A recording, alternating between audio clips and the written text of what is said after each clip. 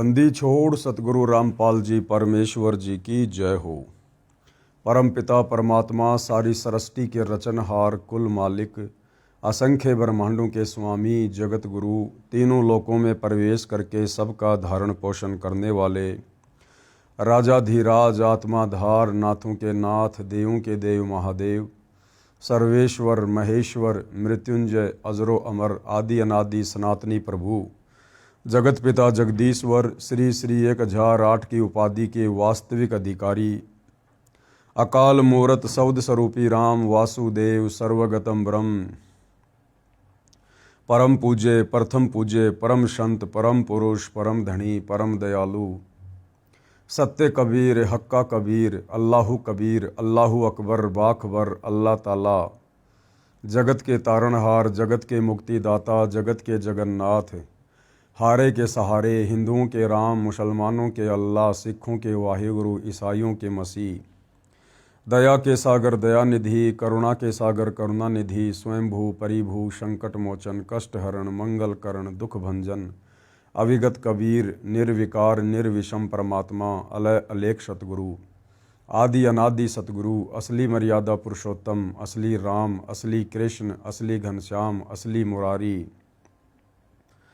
राजाओं के राजा महाराजाओं के महाराजा शहंशाहों के शहंशाह सम्राटों के सम्राट भगवानों के भगवान अल्लाहों के अल्लाह प्रभुओं के प्रभु मसीहाओं के मसीह सच्चे वाहिगुरु बाबाओं के बाबा पीरों के पीर सेठों के सेठ जगत सेठ सावड़सा सेठ सर्वगुण संपन्न अनंत कोटि कलाओं के स्वामी अनंत कोटि ब्रह्मांडों के नायक योगियों में महायोगी ध्यानियों में महाध्यानी सिद्धों में परम सिद्ध ज्ञानियों में तत्व ज्ञानी ब्रह्म ज्ञानी महाज्ञानी परम ज्ञानी सर्वश्रेष्ठ ज्ञानी विज्ञानी युवा कबीर समर्थ कबीर असमवात अमित ओझा सच्चे रहनुमा करीम अल्लाह सुभान अल्लाह दुनिया के अंतिम पैगंबर 8 सितंबर 1951 से गांव धनाना जिला सोनीपत हरियाणा भारतवर्ष की पावन भूमि पे प्रकट रियल कल्कि भगवान श्री नारायण साकार हरि श्री बाबा साहेब नूर अनंत परमात्मा सच्चे दरवेश सच्चे बाखबर संत श्रोमणी सतगुरु रामपाल जी परमेश्वर जी के चरण कमल में साध संगति से जुड़े हुए देश विदेश से आप और हम सभी सत्सेवक भाई बहनों का अनंत कोटि दंडवत प्रणाम। सत्साई भाई और बहनों, बहुत बड़ी दया बहुत बड़ी मेहर पूज्य गुरुदेव भगवान की परमेश्वर रामपाल जी की, जिनके शुभ आशीर्वाद से विशेष आशीर्वाद से आप और हम सभी भाई बहन विशेषकर हिंदू समाज से जुड़े श्रद्धालुओं को अपने ही धर्म के विषय में अपने ही पंथ के विषय में अपने ही धर्म की पवित्र पुस्तकों के विषय में वो गूढ़ और अनसुनी सच्चाई अब सुनने और समझने को मिल रही है, जो सच्चाई हमें सदियों से हमारे ज्ञानहीन धर्म गुरु नहीं बता पाए नहीं समझा पाए। और इस अनसुनी आध्यात्मिक सच्चाई से दूर रहने के चलते हमारे पूर्वज मृत्यु उपरांत पशु योनि में चले गए, पक्षी योनि में चले गए, नरक में चले गए, वो भूत बने हुए फिर रहे हैं। और अब हमारे से हमारे धर्मगुरु हमारे उन्हीं भूत बने पूर्वजों के श्राद्ध वगैरह निकलवा रहे हैं, हमसे प्रेत पूजा करवा रहे हैं, भूत पूजा करवा रहे हैं, पितृ पूजा करवा रहे हैं। इस आध्यात्मिक ज्ञान की नासमझी के कारण हमारे धर्मगुरुओं ने हमारे पूर्वजों की दुर्गति करवा दी और हमारी भी दुर्गति करवाने की दिशा में हमें आगे बढ़ा रहे थे। भाइयों और बहनों, हम कोटि कोटि शुक्रिया अदा करते हैं सतगुरु रामपाल जी का, जिन्होंने समय पर आकर हमें संभाल लिया, हमें शास्त्र अनुकूल सत भक्ति ज्ञान देकर मार्ग देकर हमें उबार लिया और अब हमें भक्ति के सही मार्ग पर चलने के लिए प्रेरित कर रहे हैं। तो भाइयों और बहनों, ये पवित्र पुस्तक जिसके ऊपर वीडियो बनाने की श्रृंखला जारी है, इसी श्रृंखला में आज इस पवित्र पुस्तक हिंदू साहिबान नहीं समझे गीता वेद पुराण, इसका 11वें नंबर का वीडियो है। और प्रत्येक वीडियो में गुरुदेव भगवान के आशीर्वाद से हिंदू समाज से जुड़े श्रद्धालुओं को अध्यात्म के विषय में काफ़ी गहन जानकारियां प्राप्त हो रही हैं। और भाइयों और बहनों, जब तक हमें इस बात का पता नहीं चलेगा कि सृष्टि की रचना कैसे हुई है, आप और हम कौन हैं, क्यों पैदा हो रहे हैं, क्यों मर रहे हैं, इस जन्म से पहले हम कहाँ थे, किस योनि में थे, और यदि सत भक्ति शास्त्र अनुकूल सच्चे सतगुरु से लेकर नहीं की तो ये शरीर छूटने के बाद हम कहाँ जाएंगे, किस लोक में जाएंगे, किस योनि में जाएंगे, हमारे बच्चे कहाँ जाएंगे, हमारा परिवार कहाँ जाएगा।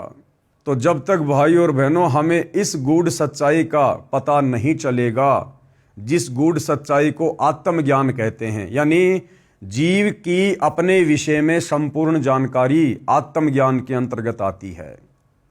तो जब तक हमें आत्मज्ञान नहीं होगा तब तक हम परमात्म ज्ञान को प्राप्त करने की दिशा में आगे नहीं बढ़ेंगे, हमारी रुचि नहीं बन पाएगी। और जब हमारे को परमात्म ज्ञान की दिशा में आगे बढ़ने की प्रेरणा मिलेगी तो फिर हमारे लिए ये जानना अति आवश्यक हो जाता है कि ये हमारे देवी देवता कौन हैं, ये ब्रह्मा विष्णु महेश कौन हैं, हम जीव श्रेणी में क्यों हैं, वो देव श्रेणी में क्यों हैं, परमात्मा कौन है, कैसा है, कहाँ रहता है, कैसे मिलेगा।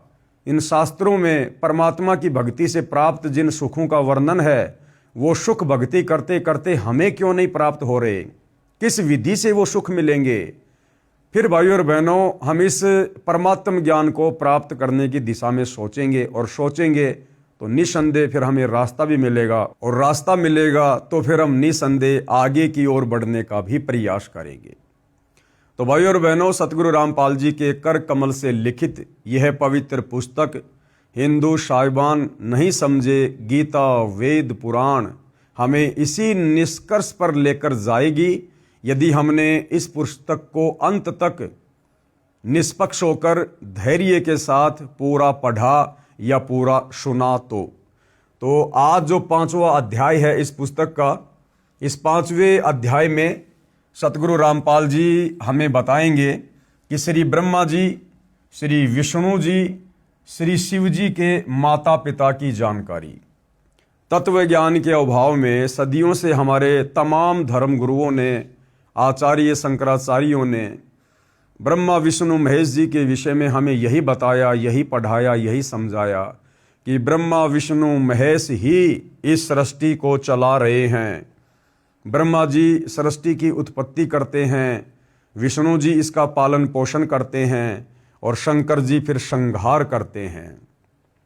ये तीनों देवता ही सर्वश्रेष्ठ हैं, इनसे ऊपर कोई भगवान नहीं है, कोई परमात्मा नहीं है। अब भाइयों और बहनों विचार करो, ये तीनों देवता भी सर्वश्रेष्ठ कहाँ हुए जो इन तीनों देवताओं को एक एक कार्य करना पड़ रहा है। अगर यही सर्वश्रेष्ठ परमात्मा होते तो ये सारा का सारा कार्य तो इनमें से अकेला कोई एक ही कर लेता, लेकिन तीनों देवताओं को अलग अलग कार्य करने पड़ रहे हैं। जीवों की उत्पत्ति का कार्य श्री ब्रह्मा जी कर रहे हैं, जीवों के पालन पोषण का कार्य श्री विष्णु जी कर रहे हैं, और अंत में मारने पीटने का, संहार करने का कार्य श्री शंकर जी कर रहे हैं।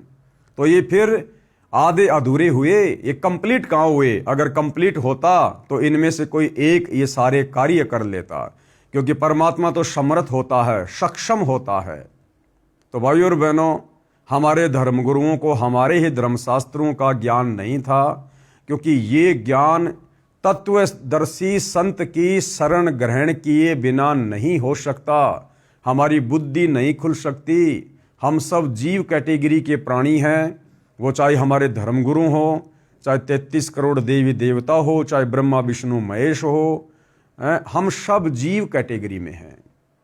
और ये कार्य स्वयं परमात्मा ही संत रूप धारण करके, तत्वदर्शी संत का रूप धारण करके, वो परमात्मा परम अक्षर ब्रह्म सच्चिदानंद घन ब्रह्म, वो कबीर देव, वो परमेश्वर स्वयं ही इस भेद को आकर खोलते हैं।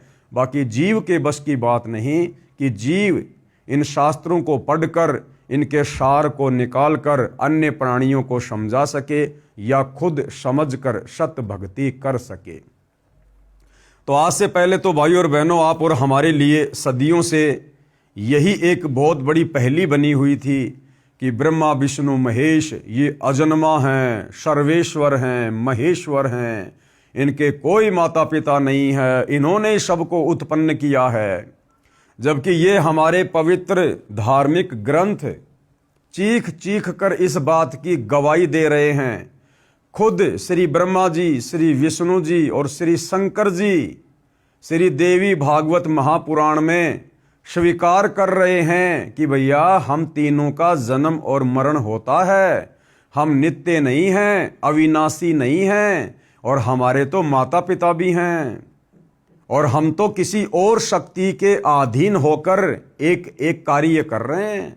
ब्रह्मा जी उत्पत्ति का, विष्णु जी पालन का, शंकर जी संहार का।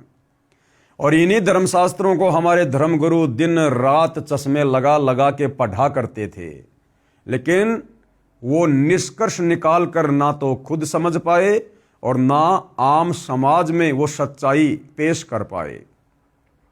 क्योंकि कबीर परमात्मा कहते हैं कि गुरु बिन काहू न पाया ज्ञाना, और ज्यों थोथा बुश छिड़े मूड किसाना। तो भाइयों और बहनों, अब हमें वो सच्चा गुरु मिला है, तत्वदर्शी गुरु मिला है, और अब उन्होंने सारे के सारे भेद निष्कर्ष इन धर्मशास्त्रों के निकाल कर टीवी चैनलों पर और पुस्तकों के माध्यम से सार्वजनिक कर दिए हैं। अब यदि किसी ने अपनी आत्मा का कल्याण करवाना होगा तो इन धर्म ग्रंथों में लिखी सच्चाई को स्वीकार करेगा और सत भक्ति करके अपनी आत्मा का कल्याण करवाएगा। अन्यथा भाई इस काल के लोक में जन्म और मरण ये अटल नियम है, अटल सिद्धांत है। 84 लाख योनियां भोगो, 84 लाख योनियां भोगने के बाद परमात्मा का विधान है एक मनुष्य जन्म देता ही देता है। उस मनुष्य जन्म को फिर हम इसी प्रकार से बर्बाद कर जाएंगे, फिर 84 लाख योनियों में जाएंगे, फिर नरक भोगेंगे। ये चक्कर युगों युगों से चलता आ रहा है। और यदि आज हमने आंखें नहीं खोली, सतगुरु रामपाल जी की शरण ग्रहण करके शास्त्र अनुकूल सत भक्ति की शुरुआत नहीं की, तो ये जन्म मरण और लक 84 का चक्कर भाई और बहनों हमारा अंत काल तक चलेगा, नहीं मिटेगा। तो सतगुरु रामपाल जी हमें क्या जानकारी दे रहे हैं श्री ब्रह्मा विष्णु महेश जी के माता पिता के विषय में, इनकी जन्म और मृत्यु के विषय में। प्रश्न नंबर 28।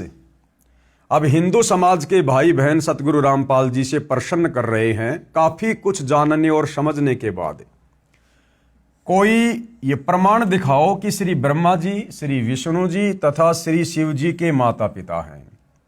ऊपर इस पुस्तक के ऊपर 10 वीडियो बन चुके हैं और काफी कुछ जानकारी सतगुरु रामपाल जी ने हिंदू भाई बहनों को हिंदू धर्मशास्त्रों से दिखाई, तो उनकी आंखें खुलने लगी और अब उनकी जिज्ञासा आगे से आगे अध्यात्म को जानने की हो रही है। तो उसी जिज्ञासा के अंतर्गत उन्होंने सवाल किया सतगुरु रामपाल जी से। जब सतगुरु रामपाल जी ने कहा कि भैया आपके ब्रह्मा विष्णु महेश, इनके तो माता पिता हैं, इनके तो जन्म मृत्यु होती है, इनका खुद का मोक्ष नहीं है, ये खुद भी लक 84 योनियों में जाते हैं, नरक भोगते हैं। तो फिर हिंदू श्रद्धालुओं ने पूछा, जी इसका कोई प्रमाण दिखाओ कि श्री ब्रह्मा जी, श्री विष्णु जी तथा श्री शिव जी के माता पिता हैं। तो सतगुरु रामपाल जी प्रमाण दिखा रहे हैं। श्री देवी महापुराण, ये गीता प्रेस गोरखपुर से प्रकाशित है। इसके 3रे स्कंद के अध्याय 4 और 5 में श्री विष्णु जी ने अपनी माता दुर्गा की स्तुति करते हुए कहा है कि हे मात, यानी भगवान विष्णु जिसको हम पूर्ण परमात्मा मान रहे थे, अजन्मा मान रहे थे, और इस श्री देवी महापुराण में श्री विष्णु जी खुद देवी दुर्गा को माता कहकर संबोधित कर रहे हैं। और क्या कह रहे हैं? हे मात, आप शुद्ध स्वरूपा हो, सारा संसार आपसे ही उद्भाषित हो रहा है। यानी विष्णु जी कह रहे हैं कि हे माता दुर्गा, ये सारा संसार आपसे ही चलायमान है, हम आपकी कृपा से विद्यमान हैं। विष्णु जी कह रहे हैं कि मैं, ब्रह्मा और शंकर, हम तीनों तो आपकी दया से विद्यमान हैं। मैं कौन? विष्णु जी। मैं ब्रह्मा और शंकर तो जन्मते मरते हैं। अभी भाई और बहनों आपको मौखिक दिखाया जा रहा है, आगे आपको इसी देवी महापुराण से दिखाया जाएगा। खुद श्री विष्णु जी स्वीकार कर रहे हैं कि मैं ब्रह्मा और शंकर तो जन्मते और मरते हैं, हमारा तो जन्म और मृत्यु होता है, हम अविनाशी नहीं हैं। हमारा तो आविर्भाव यानी जन्म तथा तिरोभाव यानी मृत्यु हुआ करता है। विष्णु जी कह रहे हैं कि हे माते, हमारा तो जन्म और मृत्यु होता है, हम अविनाशी नहीं हैं। अविनाशी यानी जिसकी कभी मृत्यु ना हो। तो विष्णु जी कह रहे हैं कि हम तीनों देवता अविनाशी नहीं हैं, हम तो नाशवान हैं, हम जन्मते हैं और मरते हैं। तुम ही जगत जननी और सनातनी देवी हो और प्रकृति देवी हो। और विष्णु जी अपनी माता दुर्गा जी को क्या कह रहे हैं कि तुम ही जगत की जननी यानी सारे संसार को जन्म देने वाली, और सनातनी देवी, सनातनी यानी सबसे पहले वाली, तुम ही सनातनी देवी हो और प्रकृति देवी हो। प्रकृति भी दुर्गा जी को कहा जाता है। अब श्री विष्णु जी को केवल इतना ही ज्ञान है, अपने विषय में इन्होंने सच्चाई बता दी, परंतु अब श्री विष्णु जी देवी दुर्गा से ऊपर नहीं जानते कि कोई और भी भगवान है, कोई और भी परमात्मा है। जबकि भाई और बहनों, आपको कल 10वें नंबर के वीडियो में इसी पवित्र पुस्तक से हिंदू धर्मशास्त्रों का हवाला देते हुए आप जियों को साबित कर दिया गया कि देवी दुर्गा भी राजा हिमालय को ज्ञान देते समय इसी देवी महापुराण में साफ साफ कह रही है अपने भगत हिमालय को कि और सब बातें छोड़ दे, यानी मेरी दुर्गा की पूजा भक्ति भी छोड़ दे और उस ब्रह्म की साधना कर जिसका ओम मंत्र है, तेरा कल्याण हो। यानी विष्णु जी तो देवी दुर्गा से ऊपर किसी को नहीं जानते और देवी दुर्गा अपने से ऊपर उस ब्रह्म की भक्ति करने के लिए कह रही है। और वो ब्रह्म यानी वो काल जो गीता का ज्ञान देता है, वो गीता जी में अध्याय 18 श्लोक नंबर 62 में अर्जुन को अपने से अन्य किसी और परम अक्षर ब्रह्म अविनाशी परमात्मा की भक्ति करने के लिए कह रहा है। तो भाई और बहनों, हमारे धर्म गुरुओं का अध्यात्म ज्ञान तो घुटनों में था, घुटनों में। और श्री ब्रह्मा विष्णु महेश को भी आध्यात्मिक ज्ञान नहीं था कंप्लीट। अगर श्री विष्णु जी को वेदों का ज्ञान होता, कंप्लीट आध्यात्मिक ज्ञान होता, तो देवी दुर्गा को सनातनी देवी कहकर संबोधित नहीं करता। तो क्या कह रहे हैं कि तुम ही जगत जननी हो और सनातनी देवी हो और प्रकृति देवी हो। अब शंकर भगवान क्या कह रहे हैं भाई और बहनों, अब शंकर जी के भी आध्यात्मिक ज्ञान का निष्कर्ष आप जियों के सामने है कि शंकर जी को कितना ज्ञान है। भगवान शंकर बोले, हे माता, यानी शंकर जी भी दुर्गा जी को अपनी मां कहकर संबोधित कर रहे हैं। अब देख लो भाई और बहनों, हमारे धर्मगुरु कहा करते थे कि देवी दुर्गा का कोई पति नहीं है। अरे पति नहीं है तो देवी दुर्गा ने फिर ब्रह्मा विष्णु महेश ये तीनों पुत्र कहां से उत्पन्न कर दिए। और देवी दुर्गा अगर शादीशुदा नहीं है तो फिर मांग में सिंदूर क्यों भरती है, माथे पर टिक्की क्यों लगाती है, 16 श्रृंगार क्यों करती है। अगर उसका पति नहीं है तो फिर हम उसको माता क्यों कहते हैं, बहन क्यों नहीं कहते। तो भाइयों और बहनों, अध्यात्म की कमी के कारण अब भगवान शंकर बोले, हे माता, विष्णु के बाद उत्पन्न होने वाला ब्रह्मा जब आपका पुत्र है तो क्या मैं तमोगुणी लीला करने वाला शंकर तुम्हारी संतान नहीं हुआ, अर्थात मुझे भी उत्पन्न करने वाली तुम ही हो। अब शंकर जी ने भी बिल्कुल निष्कर्ष दे दिया। भाई विष्णु जी ने तो पहले कह दिया कि तुम जगत जननी हो, सनातनी देवी हो, हम तो जन्मते और मरते हैं, हे माता। उसके बाद शंकर जी भी कह रहे हैं कि हे माता, जब ब्रह्मा और विष्णु भी तुम्हारी संतान है, तुम्ही से उत्पन्न हुए हैं, तो क्या मैं तमोगुणी लीला करने वाला शंकर क्या तुम्हारी संतान नहीं हुआ, अर्थात मैं भी तुम्ही से उत्पन्न हूं। शंकर जी ने भी फाइनल कर दिया कि मेरी भी माता यही दुर्गा है, मुझ शंकर का जन्म भी दुर्गा देवी से हुआ है। एक बार ध्यान से पढ़िए। भगवान शंकर बोले, हे माता, विष्णु के बाद उत्पन्न होने वाला ब्रह्मा जब आपका पुत्र है तो क्या मैं तमोगुणी लीला करने वाला शंकर तुम्हारी संतान नहीं हुआ, अर्थात मुझे भी उत्पन्न करने वाली तुम ही हो। इस देवी महापुराण के उल्लेख से सिद्ध हुआ कि श्री ब्रह्मा जी, श्री विष्णु जी तथा श्री शंकर जी को जन्म देने वाली माता श्री दुर्गा देवी अर्थात अष्टंगी देवी यानी 8 भुजा वाली देवी है और तीनों नाशवान हैं। और ये तीनों ब्रह्मा विष्णु महेश तो नाशवान हैं, क्योंकि जिसका जन्म होता है उसकी मृत्यु भी होती है, वो अविनाशी नहीं हो सकता। अब भाइयों और बहनों, आपको ये प्रमाण दिया जाएगा, हिंदू धर्मशास्त्रों से प्रमाण दिया जाएगा। पेश है श्रीमद् देवी भागवत यानी देवी पुराण, इसके 3रे स्कंद के अध्याय 4 और 5 से संबंधित प्रकरण की फोटोकॉपी। संक्षिप्त देवी भागवत आपकी आंखों के सामने है, देखिएगा। श्री विष्णु जी कह रहे हैं दुर्गा जी की स्तुति करते हुए, तुम शुद्ध स्वरूपा हो, ये संसार तुम्ही से उद्भासित हो रहा है। विष्णु जी कह रहे हैं कि हे माता दुर्गा, तुम शुद्ध स्वरूपा हो और ये सारा संसार तुम्ही से प्रकाशमय है। मैं यानी विष्णु, ब्रह्मा और शंकर हम सभी तुम्हारी कृपा से विद्यमान हैं। हमारा आविर्भाव यानी जन्म और तिरोभाव यानी मृत्यु हुआ करता है।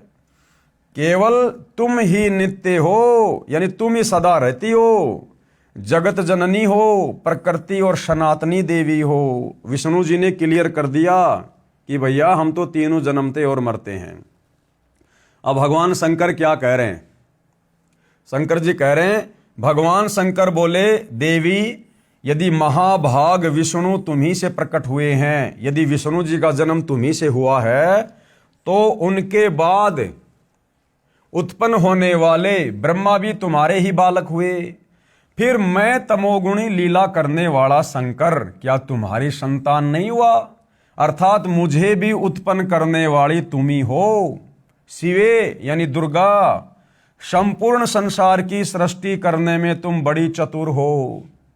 अपनी इच्छा के अनुसार क्रीड़ा करती और शांत भी हो जाती हो। इस संसार की सृष्टि, स्थिति और संहार में तुम्हारे गुण सदा समृत हैं। यानी ब्रह्मा जी को जो रजोगुण मिला हुआ है, जिससे ब्रह्मा जी संसार की सृष्टि करते हैं, कह रहे हैं कि हे दुर्गा देवी, ये आपसे ही मिला हुआ है। और स्थिति यानी विष्णु जी को जो शतोगुण मिला हुआ है, जिसके कारण वो पालन पोषण करते, स्थिति को बना के रखते हैं, तो कह रहे हैं वो स्थिति यानी वो शतोगुण भी आप देवी दुर्गा से ही मिला हुआ है। और संहार में यानी श्री शंकर जी जो कि तमोगुण है, जो संहार करते हैं, तो कहते हैं शंकर जी को संहार करने की क्षमता भी तुम्ही से मिली हुई है। उन्हीं तीनों गुणों से उत्पन्न रजगुण ब्रह्मा, सतगुण विष्णु, तमोगुण शिव जी। 3 गुण कौन से? रजगुण, सतगुण, तमगुण। उन्हीं तीनों गुणों से उत्पन्न हम ब्रह्मा, विष्णु एवं शंकर नियम अनुसार कार्य में तत्पर रहते हैं। नियम अनुसार का मतलब है अपनी इच्छा से हम कुछ नहीं करते। आपने हमें जो ड्यूटी दे रखी है, जो कार्य दे रखा है, एक एक ये गुण देकर ब्रह्मा जी को रजोगुण युक्त बनाकर, मुझे शतोगुण बनाकर और शंकर जी को तमोगुण बनाकर आपने जो ये ड्यूटी दे रखी है, स्थिति की, उत्पत्ति की और संहार की, कह रहे हम तीनों देवता आपके अधीन होकर नियम अनुसार यानी जो आपकी आज्ञा होती है, हम तो कार्य में तत्पर रहते हैं। तो भाइयों और बहनों, इस छोटे से प्रकरण ने ये स्पष्ट कर दिया कि ब्रह्मा विष्णु महेश की जन्म और मृत्यु होती है, ये अविनाशी नहीं है। दूसरा मैटर, ये देवी दुर्गा इन तीनों की माता है। नंबर 3, ये तीनों देवता एक एक गुण युक्त हैं। रजगुण ब्रह्मा, सतगुण विष्णु और तमोगुण शिव जी। इतने सारे कंसेप्ट इस छोटे से प्रकरण ने क्लियर कर दिए हैं। जो भाई ये सवाल कर रहे थे कि भाई दिखाओ हमें कोई प्रमाण कि ब्रह्मा विष्णु महेश की माता कौन है, तो भाई हिंदू धर्मशास्त्र में जिसकी कथा हमारे धर्मगुरु आए दिन करते रहते हैं, श्री देवी महापुराण, इसी में साफ साफ आपको लिखा हुआ दिखा दिया है।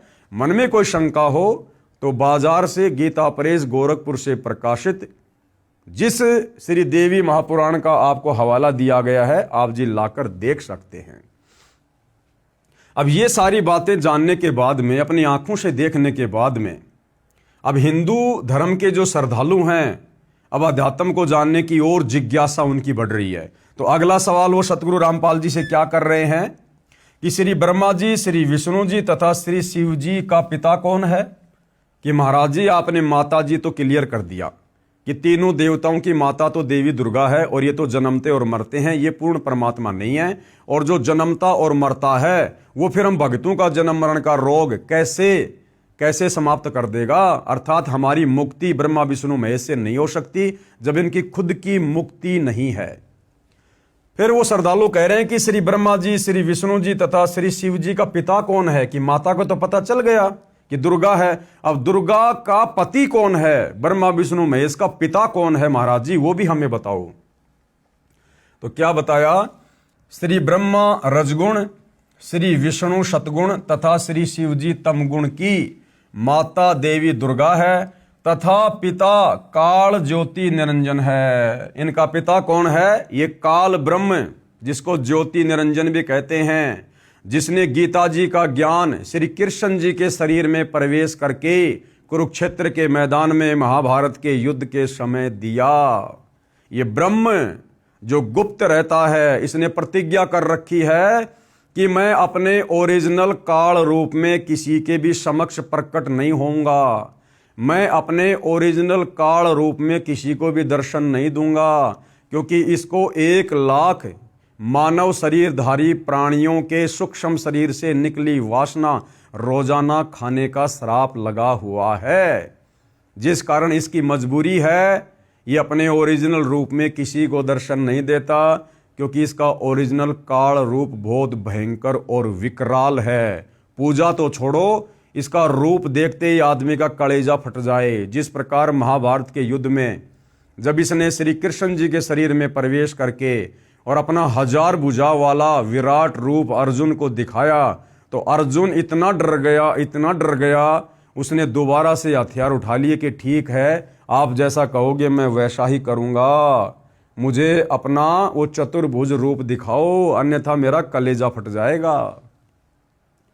तो गुरुदेव भगवान कह रहे कि तीनों देवताओं की माता है दुर्गा तथा पिता काल ज्योति निरंजन है। अब देखिए, इसका भी आपको प्रमाण देंगे भाई और बहनों। पुस्तक हिंदू साहिबान नहीं समझे गीता वेद पुराण, पेज नंबर 144। और इसका प्रमाण कहाँ है? पहले आपको मौखिक बताया जाएगा। श्री शिव महापुराण में, ये गीता प्रेस गोरखपुर से प्रकाशित, इसके पिता का ज्ञान है। इस शिव महापुराण में ब्रह्मा विष्णु महेश के पिता का ज्ञान है। श्री शिव महापुराण के रुद्र संहिता खंड में अध्याय 5 से 9 तक निम्न प्रकरण है। क्या प्रकरण है? ध्यान से पढ़िएगा।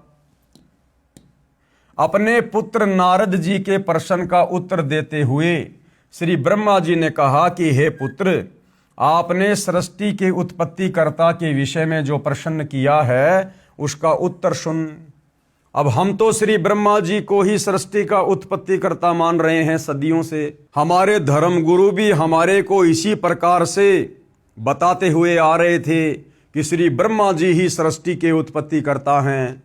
यहाँ तो नारद जी जो ब्रह्मा जी के पुत्र हैं, नारद जी अपने पिता ब्रह्मा जी से पूछ रहे हैं कि सृष्टि का उत्पत्तिकर्ता कौन है, मुझे उसकी जानकारी बताएं। तो ब्रह्मा जी तो सृष्टि के उत्पत्तिकर्ता की जानकारी बता रहा है, ना कि ब्रह्मा जी सृष्टि के उत्पत्तिकर्ता हैं।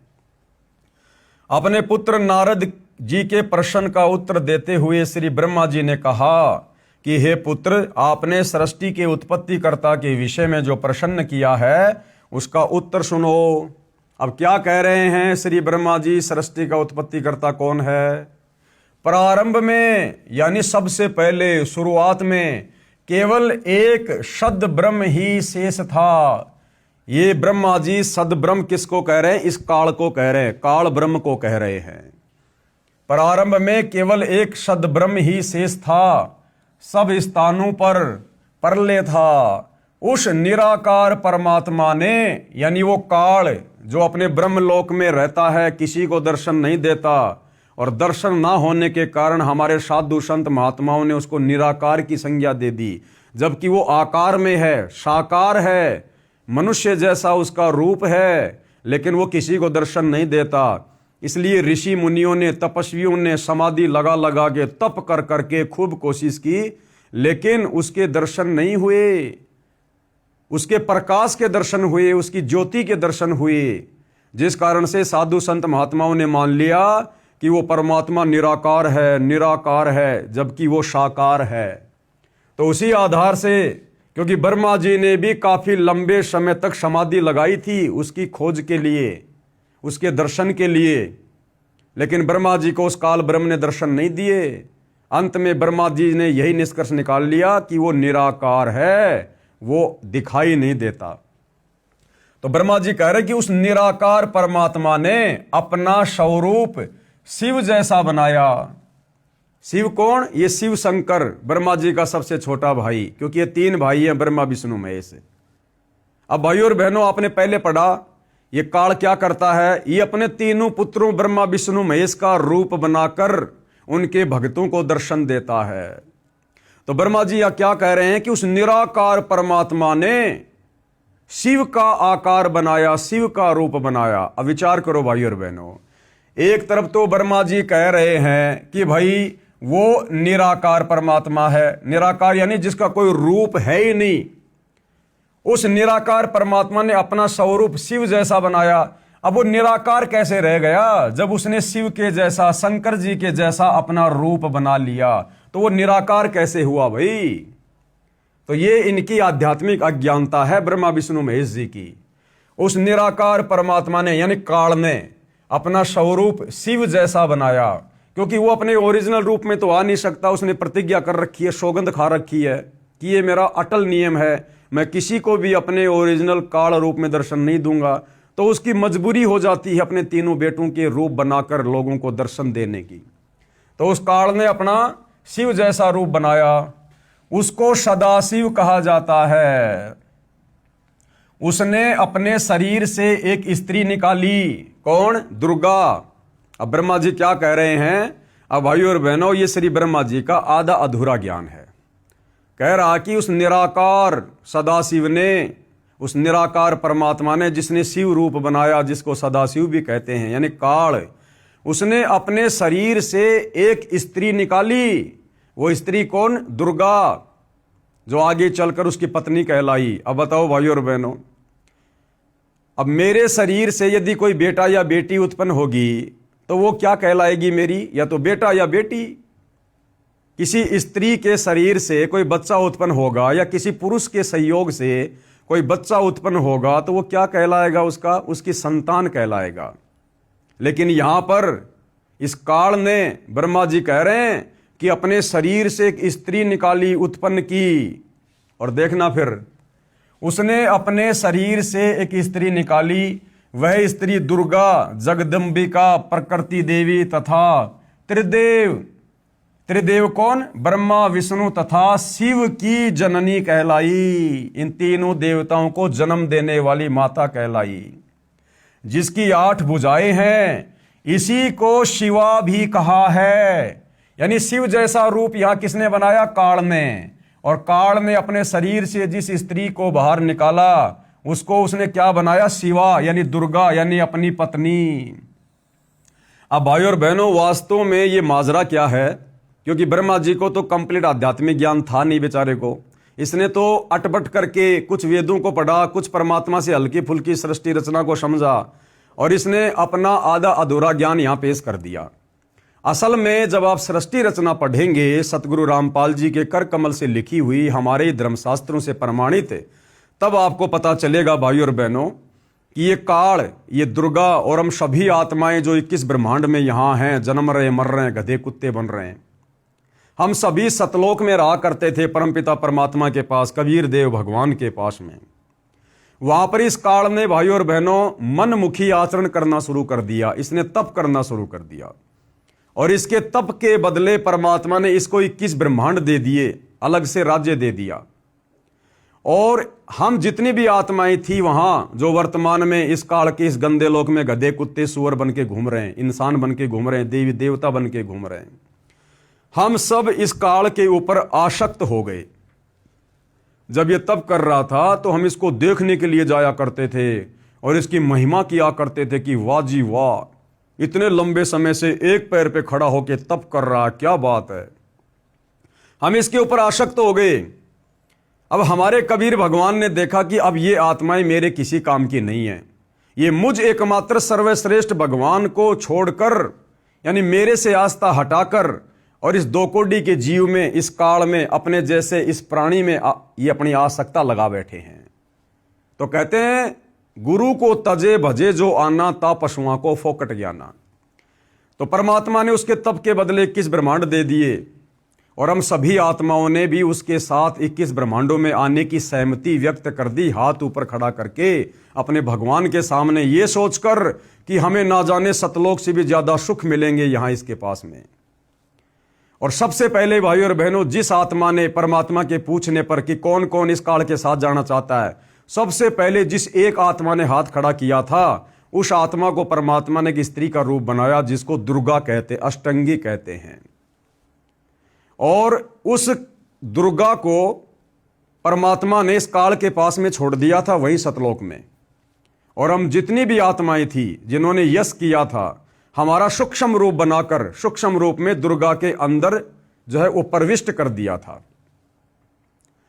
अब इस काल ब्रह्म ने दुर्गा के युवा रूप को देखकर, लड़की रूप को देखकर इसके मन में दोष उत्पन्न हो गया और इसने दुर्गा के साथ में बलात्कार करने का प्रयास किया, बदतमीजी करने का प्रयास किया। तो दुर्गा ने इसको बहुत समझाया कि भाई देख, हम दोनों एक ही पिता की संतान हैं। इस परम अक्षर ब्रह्म सत्य पुरुष कबीर देव ने आपको भी अपने वचन से उत्पन्न किया, मुझे भी अपने वचन से उत्पन्न किया। हम दोनों आपस में भाई बहन हैं और भाई बहनों का ऐसा ये गंदा कर्म ये अच्छा नहीं है, हम पाप के भागी बनेंगे। लेकिन काल के ऊपर तो वासनाओं का भूत सवार था, क्योंकि जानबूझ के उसने गलती मोल ले ली। तो दुर्गा ने बहुत समझाया लेकिन वो नहीं माना और जबरदस्ती दुर्गा के साथ करने लगा।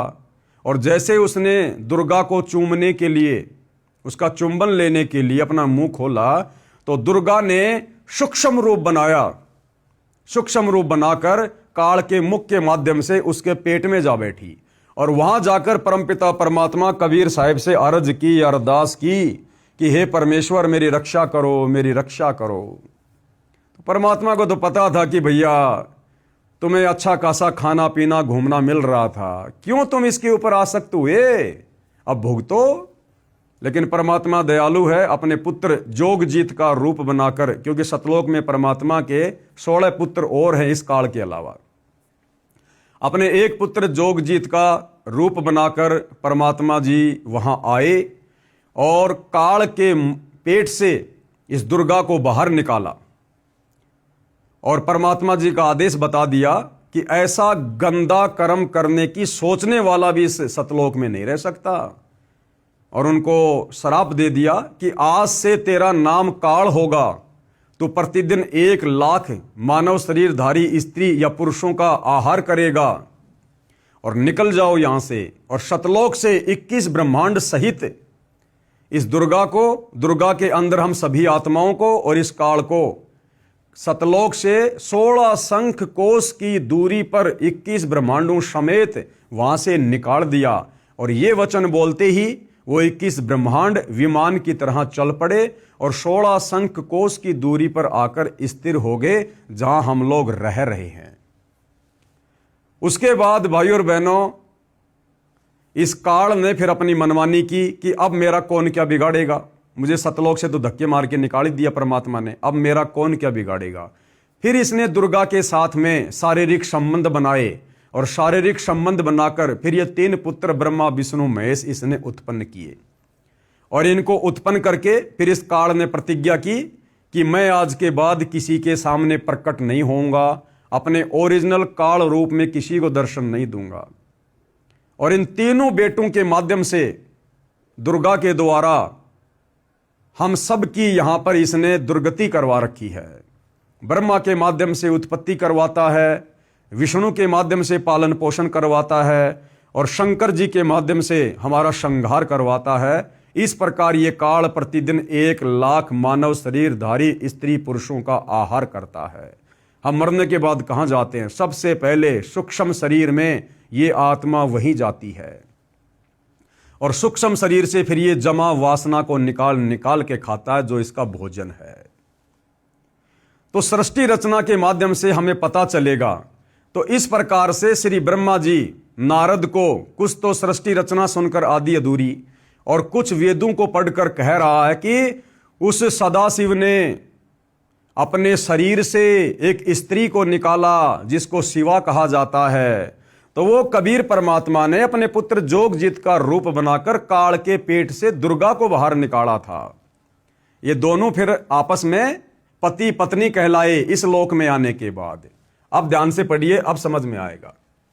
प्रारंभ में केवल एक सद्ब्रह्म ही शेष था, सब स्थानों पर प्रलय था। उस निराकार परमात्मा ने, काल के विषय में कह रहा है, अपना स्वरूप शिव जैसा बनाया, क्योंकि खुद तो अपने रूप में आता नहीं, उसको सदाशिव कहा जाता है। उसने अपने शरीर से एक स्त्री निकाली, वह स्त्री दुर्गा, जगदम्बिका, प्रकृति देवी तथा त्रिदेव ब्रह्मा विष्णु तथा शिव की जननी कहलाई, जिसकी 8 भुजाएं हैं। इसी को शिवा भी कहा है, यानी दुर्गा को ही शिवा कहा जाता है। श्री विष्णु जी की उत्पत्ति, अब श्री ब्रह्मा जी बता रहे हैं अपने बेटे नारद को कि विष्णु जी की उत्पत्ति कैसे हुई। सदाशिव और शिवा, यानी सदाशिव यानी वो काल और शिवा यानी दुर्गा ने पति पत्नी रूप में रहकर एक पुत्र की उत्पत्ति की, उसका नाम विष्णु रखा। तो विष्णु जी के पिता कौन हुए? ये काल भगवान, ये सदाशिव जिसको काल ब्रह्म कहते हैं, और माता कौन हुई? दुर्गा। आगे आपको भाई और बहनों इस देवी महापुराण की फोटोकॉपी भी दिखाएंगे आपको। श्री विष्णु जी की उत्पत्ति सदाशिव और शिवा यानी काल और दुर्गा ने पति पत्नी रूप में रहकर एक पुत्र की उत्पत्ति की, उसका नाम विष्णु रखा। अब आगे पढ़िए, श्री ब्रह्मा जी की उत्पत्ति कैसे हुई। श्री ब्रह्मा जी की उत्पत्ति, श्री ब्रह्मा जी ने बताया कि जिस प्रकार विष्णु जी की उत्पत्ति शिव तथा शिवा के संयोग यानी काल और दुर्गा के संयोग यानी भोग विलास से हुई है, उसी प्रकार शिव और शिवा ने यानी काल और दुर्गा ने मेरी यानी ब्रह्मा की भी उत्पत्ति की। तो ब्रह्मा जी का भी पिता कौन हुआ? ये काल ब्रह्म, और माता कौन हुई? दुर्गा। नोट, यहां पर शिव को काल ब्रह्म जाने, शिवा को दुर्गा जाने। अदालत नोट करे, क्योंकि आने वाले समय में भाई और बहनों ये सारी बातें अदालतों में रखी जाएंगी, इन धर्म शास्त्रों से प्रमाणित किया जाएगा। इसलिए सतगुरु रामपाल जी ने पहले यहां पर कोष्टक में लिख दिया, अदालत नोट करे। इस रुद्र संहिता खंड में शंकर जी की उत्पत्ति का प्रकरण नहीं है। अब इस रुद्र संहिता में श्री शंकर जी की उत्पत्ति का जो प्रकरण है कि शंकर जी की उत्पत्ति कैसे हुई, ये इस अनुवादकर्ता ने जानबूझ के नहीं लिखा। क्यों नहीं लिखा? क्योंकि इसको आध्यात्मिक ज्ञान नहीं था, इसको तत्व ज्ञान नहीं था। अब इसने सोचा यदि मैं शिव जी की उत्पत्ति दिखा दूंगा तो फिर मैं ये कैसे सिद्ध करूंगा कि वो सदाशिव कौन था, फिर वो सदाशिव मैं कैसे सिद्ध करूंगा, क्योंकि इनकी बुद्धि काल ब्रह्म तक नहीं जा रही थी। इन अनुवादकर्ताओं की ये केवल ब्रह्मा विष्णु शिव को ही फाइनल मानते थे, इनसे ऊपर किसी को नहीं मानते थे।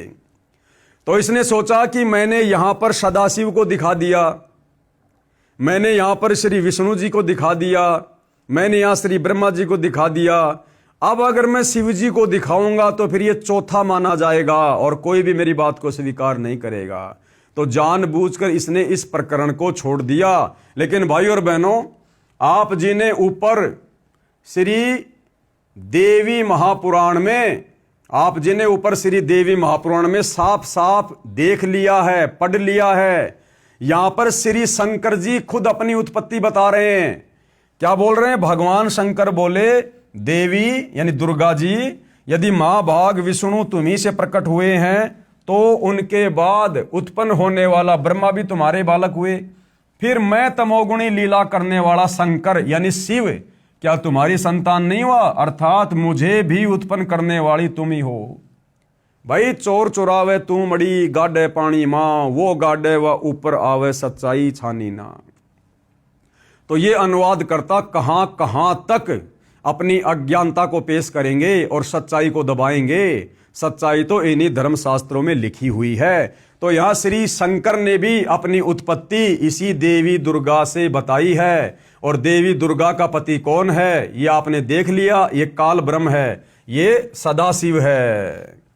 तो तीनों देवताओं की उत्पत्ति यहां पर इस काल ब्रह्म और उसकी पत्नी दुर्गा के संयोग से, पति पत्नी व्यवहार से हुई है।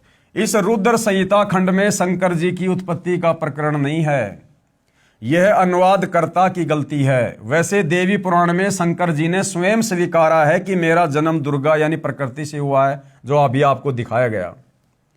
पेश है संक्षिप्त शिव पुराण की रुद्र संहिता खंड से संक्षिप्त प्रकरण की फोटोकॉपी। अभी तो आपको केवल मौखिक दिखाया गया है, अब आपको इसी पवित्र ग्रंथ से दिखाया जाएगा कि इन तीनों देवताओं की माता है दुर्गा और इनके पिता का नाम है काल ब्रह्म। तो ये संक्षिप्त शिव पुराण अपने पुत्र नारद की ये बात सुनकर लोक पितामह ब्रह्मा वहां इस प्रकार बोले, यानी नारद जी ने क्या सवाल किया था कि मुझे सृष्टि की रचना के विषय में बताओ, संसार की उत्पत्ति के विषय में बताओ। तो यहां पर ब्रह्मा जी क्या बता रहे हैं? ब्रह्मा जी ने कहा ब्रह्मन देव शिरोमणे, तुम सदा समस्त जगत के उपकार में ही लगे रहते हो। तुमने लोगों के हित की कामना से ये बहुत उत्तम बात पूछी है, जिसके सुनने से संपूर्ण लोगों के समस्त पापों का क्षय हो जाता है। उस अनामे शिव तत्व का मैं तुमसे वर्णन करता हूं। शिव तत्व का स्वरूप बड़ा ही उत्कृष्ट और अद्भुत है। जिस समय समस्त चराचर जगत नष्ट हो गया था, सर्वत्र केवल अंधकार ही अंधकार था, न सूर्य दिखाई देते थे न चंद्रमा, अनन्य ग्रहों और नक्षत्रों का भी पता नहीं था, न दिन होता था न रात, अग्नि पृथ्वी वायु और जल भी सत्ता नहीं थी। प्रधान तत्व अव्याकृत प्रकृति से रहित सोना आकाश मात्र शेष था। दूसरे किसी तेज की उपलब्धि नहीं थी। यानी जब तक इस काल और दुर्गा को परमात्मा ने सतलोक से नहीं निकाला था, 21 ब्रह्मांड नहीं दिए थे, उस समय का वर्णन यहां पर ब्रह्मा जी कर रहे हैं कि उस समय कुछ भी नहीं था, ना ये सूर्य था, ना चंद्रमा था, ना जल था, कुछ भी नहीं था। अदृष्ट आदि का भी अस्तित्व नहीं था, यानी इस काल का भी अस्तित्व नहीं था। शब्द और स्पर्श भी साथ छोड़ चुके थे। गंध और रूप की अभिव्यक्ति नहीं होती थी। रस का भी अभाव हो गया था। दिशाओं का भी भान नहीं होता था। इस प्रकार सब और निरंतर सूची भेद घोर अंधकार फैला हुआ था। उस समय तत्सद ब्रह्म, यानी वो सदाशिव काल तत्सद ब्रह्म, इस श्रुति में जो सत्य सुना जाता है एकमात्र वही शेष था। जब यह वह ऐसा जो इत्यादि रूप से निर्दिष्ट होने वाला भावात्मक जगत नहीं था, उस समय एकमात्र वह सत्य ही शेष था, जिसे योगीजन अपने हृदयाकाश के भीतर निरंतर देखते हैं। वह सतत्व मन का विषय नहीं है। वाणी की भी वहां तक कभी पहुंच नहीं होती। वह नाम तथा रूप रंग से भी शून्य है। वह न स्थूल है, न कृश है, न हश्व है, न दीर्घ है तथा न लघु है, न गुरु। उसमें न कभी वृद्धि होती है, न हास होता है। श्रुति भी उसके विषय में चकित भाव से है। इतना ही कहती है, अर्थात उसकी सत्ता मात्र का ही निरूपण कर पाती है। उसका कोई विशेष विवरण देने में असमर्थ हो जाती है।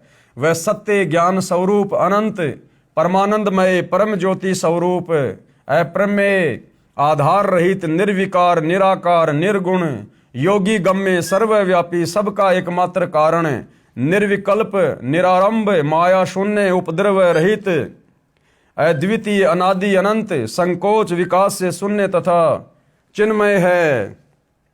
जिस परब्रह्म के विषय में ज्ञान और अज्ञान से परिपूर्ण उक्तियों द्वारा इस प्रकार ऊपर बताए अनुसार विकल्प किए जाते हैं, उसने कुछ काल के बाद सृष्टि का समय आने पर द्वितीय की इच्छा प्रकट की। यानी काल ने कुछ समय बाद में ब्रह्मा जी कह रहे हैं कि द्वितीय की उत्पत्ति की, यानी अपने से अन्य किसी और को पैदा करने की सोची। उसके भीतर एक से अनेक होने का संकल्प उदित हुआ। तब उस निराकार परमात्मा ने यानी काल ब्रह्म ने अपनी लीला शक्ति से अपने लिए मूर्ति यानी आकार की कल्पना की। यानी वो शंकर जी अपने बेटे के रूप में आने की उसने लीला की। वह मूर्ति संपूर्ण ऐश्वर्य गुणों से संपन्न, सर्व ज्ञानमयी, शुभ स्वरूपा, सर्वव्यापिनी, सर्वरूपा, सर्वदर्शनी मूर्ति चिन्मय आकार भगवान सदाशिव है। अवार्चिन और प्राचीन विद्वान उन्हीं को ईश्वर कहते हैं। यानी इन साधु संत महात्माओं को, ऋषि मुनियों को, आचार्यों शंकराचार्यों को केवल ये काल ही परमात्मा दिखाई देता है, जिसको निराकार निराकार कहते हैं।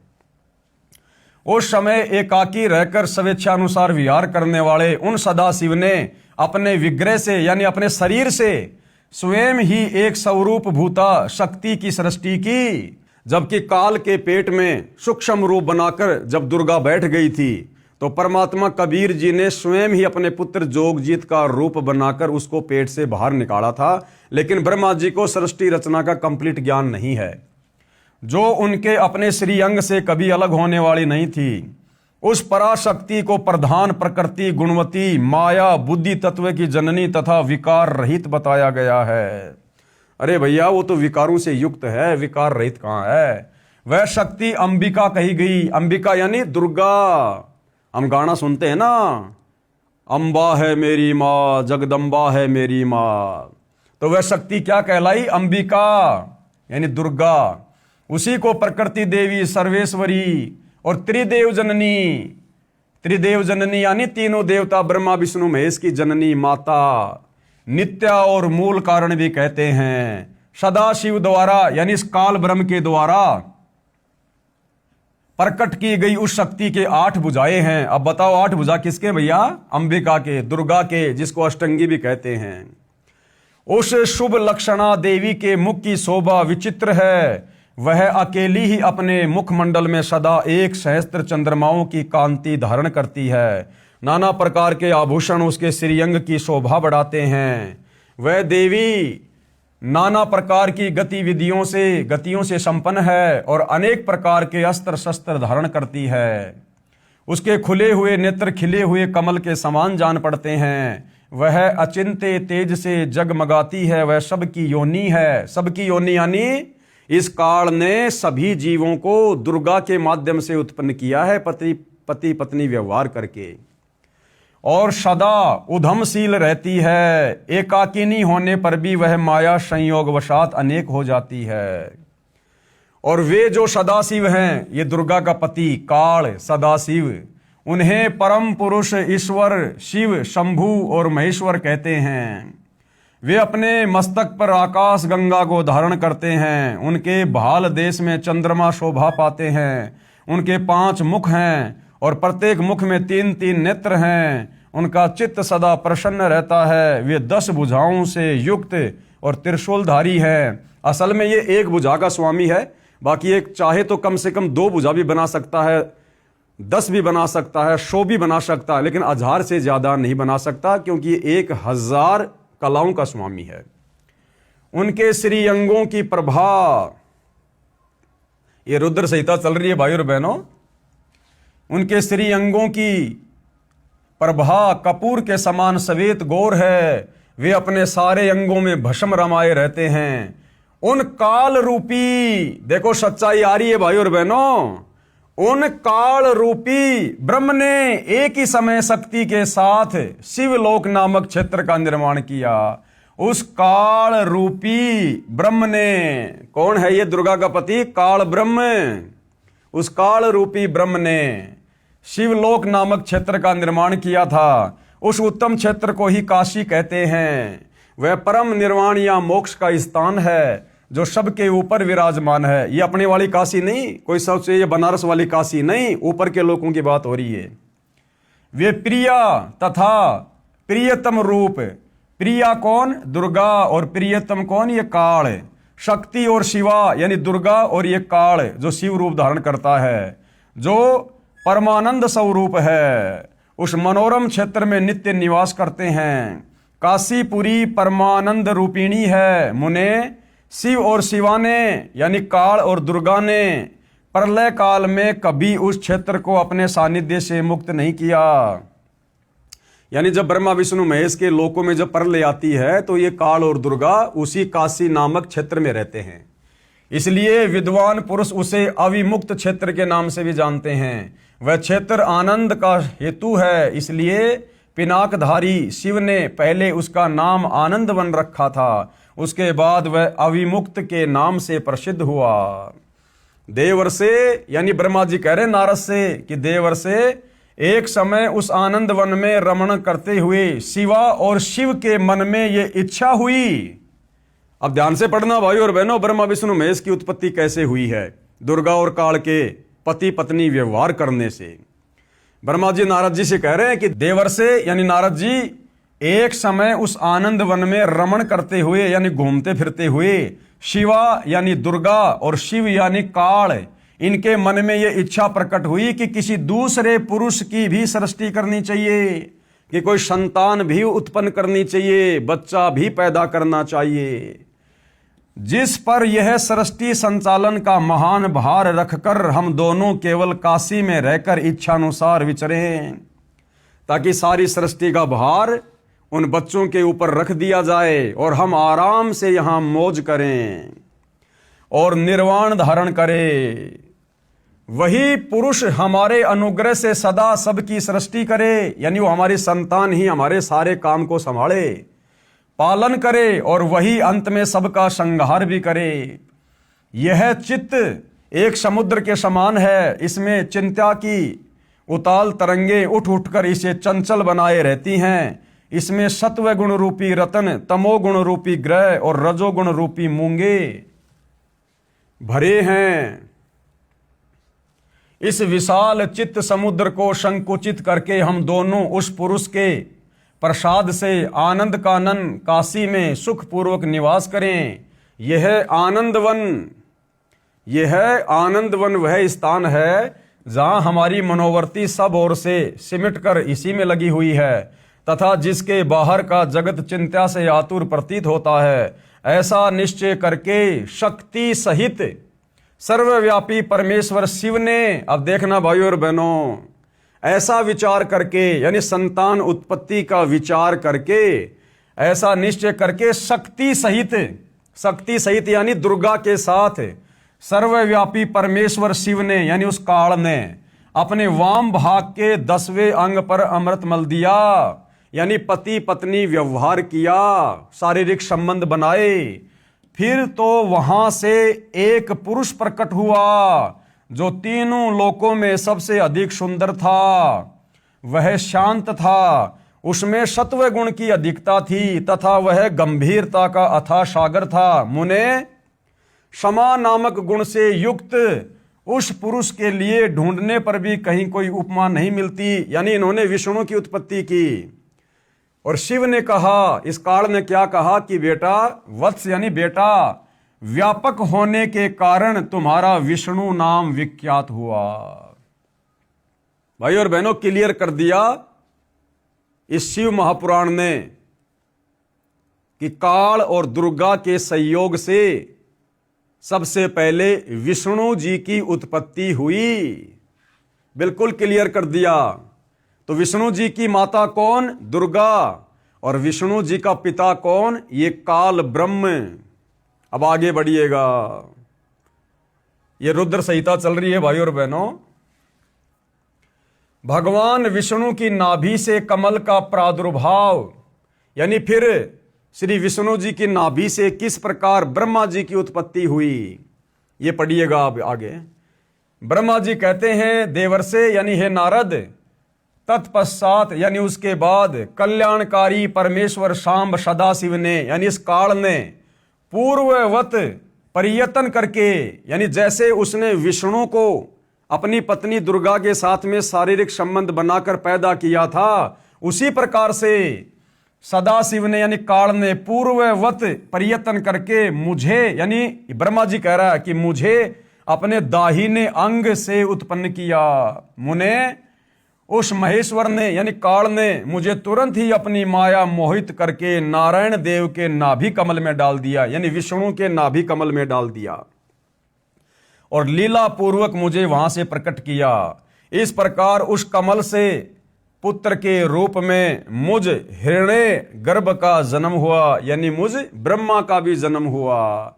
यानी ब्रह्मा जी अपने जन्म के विषय में अपने बेटे को बता रहे हैं। जिस ब्रह्मा को हम कह रहे थे कि ब्रह्मा विष्णु महेश तो आदि अनादि हैं, इनका कोई माता पिता नहीं है, इनकी कभी जन्म नहीं होती, इनकी मृत्यु नहीं होती। देख लो भाई और बहनों, हमारे शास्त्रों में लिखा हुआ है और ये हमारे धर्मगुरु आज तक हमारे को इन शास्त्रों में लिखे होने के बावजूद भी ढूंढकर, पढ़कर, समझकर हमें नहीं बता पाए, समाज के सामने पेश नहीं कर पाए और सदियों से हमारे को भक्ति और भगवान के नाम पर अंधेरे में रखा।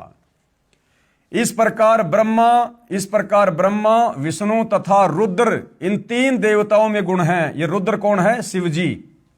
इस प्रकार ब्रह्मा विष्णु और रुद्र इन तीन देवताओं में गुण हैं। इस ब्रह्मा जी में काल और दुर्गा ने रजोगुण डाल दिया, रजोगुण युक्त कर दिया और सृष्टि आगे उत्पन्न कैसे होगी ये ब्रह्मा जी के ऊपर छोड़ दिया कि ब्रह्मा जी विषय वासनाओं में लोगों को फंसाकर रजोगुण के प्रभाव से संतान उत्पत्ति करवाएगा। विष्णु जी को शतोगुण से युक्त कर दिया कि ये जो विष्णु है अपने शतोगुण के प्रभाव से इस परिवार में लोगों को बांध के रखेगा, मेरा बेटा मेरी बेटी। और ये जो रुद्र है, जो शिव शंकर है, इसको तमोगुण से युक्त कर दिया कि ये अंत में लोगों के मन मुटाव करवा के, लड़ाई झगड़ा करवा के, किसी भी कारण से उनको मार मार के और इस काल के भोजन के लिए तैयार करेगा। तो तीनों देवता उत्पन्न कर दिए, तीन संतान उत्पन्न कर दी इन्होंने।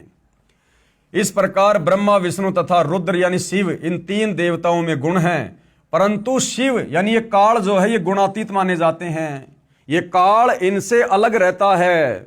इन तीनों देवताओं को एक एक गुणों से युक्त कर दिया, लेकिन ये फिर इनसे अलग रहता है और हमें यही लगता है कि सारा का सारा कार्य ब्रह्मा विष्णु महेश कर रहे हैं, जबकि सारा का सारा कार्य उस काल के रिमोट से, दुर्गा के माध्यम से ये तीनों देवता ब्रह्मा विष्णु महेश कर रहे हैं। और इन तीनों अपने पुत्रों की उत्पत्ति करने के बाद में काल ने फिर दुर्गा को कहा था कि आज के बाद मैं किसी को भी मेरे ओरिजिनल काल रूप में दर्शन नहीं दूंगा और दुर्गा तू मेरे विषय में मेरा भेद इन ब्रह्मा विष्णु महेश को भी मत बताना, अन्यथा ये मेरे लिए फिर भोजन की व्यवस्था नहीं करेंगे। अगर इन ब्रह्मा विष्णु महेश को ये पता चल जाए कि हमारा बाप ऐसे ऐसे सतलोक से और उस पूर्ण परमात्मा कबीर साहिब के शराब से इस प्रकार से शापित है और ये हमारा यूज कर रहा अपने भोजन के लिए, तो ये ब्रह्मा विष्णु महेश कभी भी ये कुकर्म नहीं करेंगे। इसलिए इस ब्रह्मा विष्णु महेश को भी दुर्गा उनके पिता काल ब्रह्म तक नहीं पहुंचने देती, इस सच्चाई से दूर रखती है। तो इस प्रकार ब्रह्मा विष्णु तथा रुद्र यानी शिव इन तीन देवताओं में गुण है, परंतु शिव यानी जो एक काल है जो अपने बेटे शिव का रूप धारण कर लेता है वो गुणातीत माने जाते हैं, यानी वो इनसे अलग रहता है। श्री शंकर जी भी शिव यानी काल ब्रह्म तथा शिवा यानी देवी दुर्गा का पुत्र है। श्री शिव महापुराण के विद्वेश्वर संहिता के प्रथम खंड अध्याय 6 से 10 में प्रमाण। अब देखिएगा, अब ये शंकर जी भी इसी काल और दुर्गा का पुत्र है।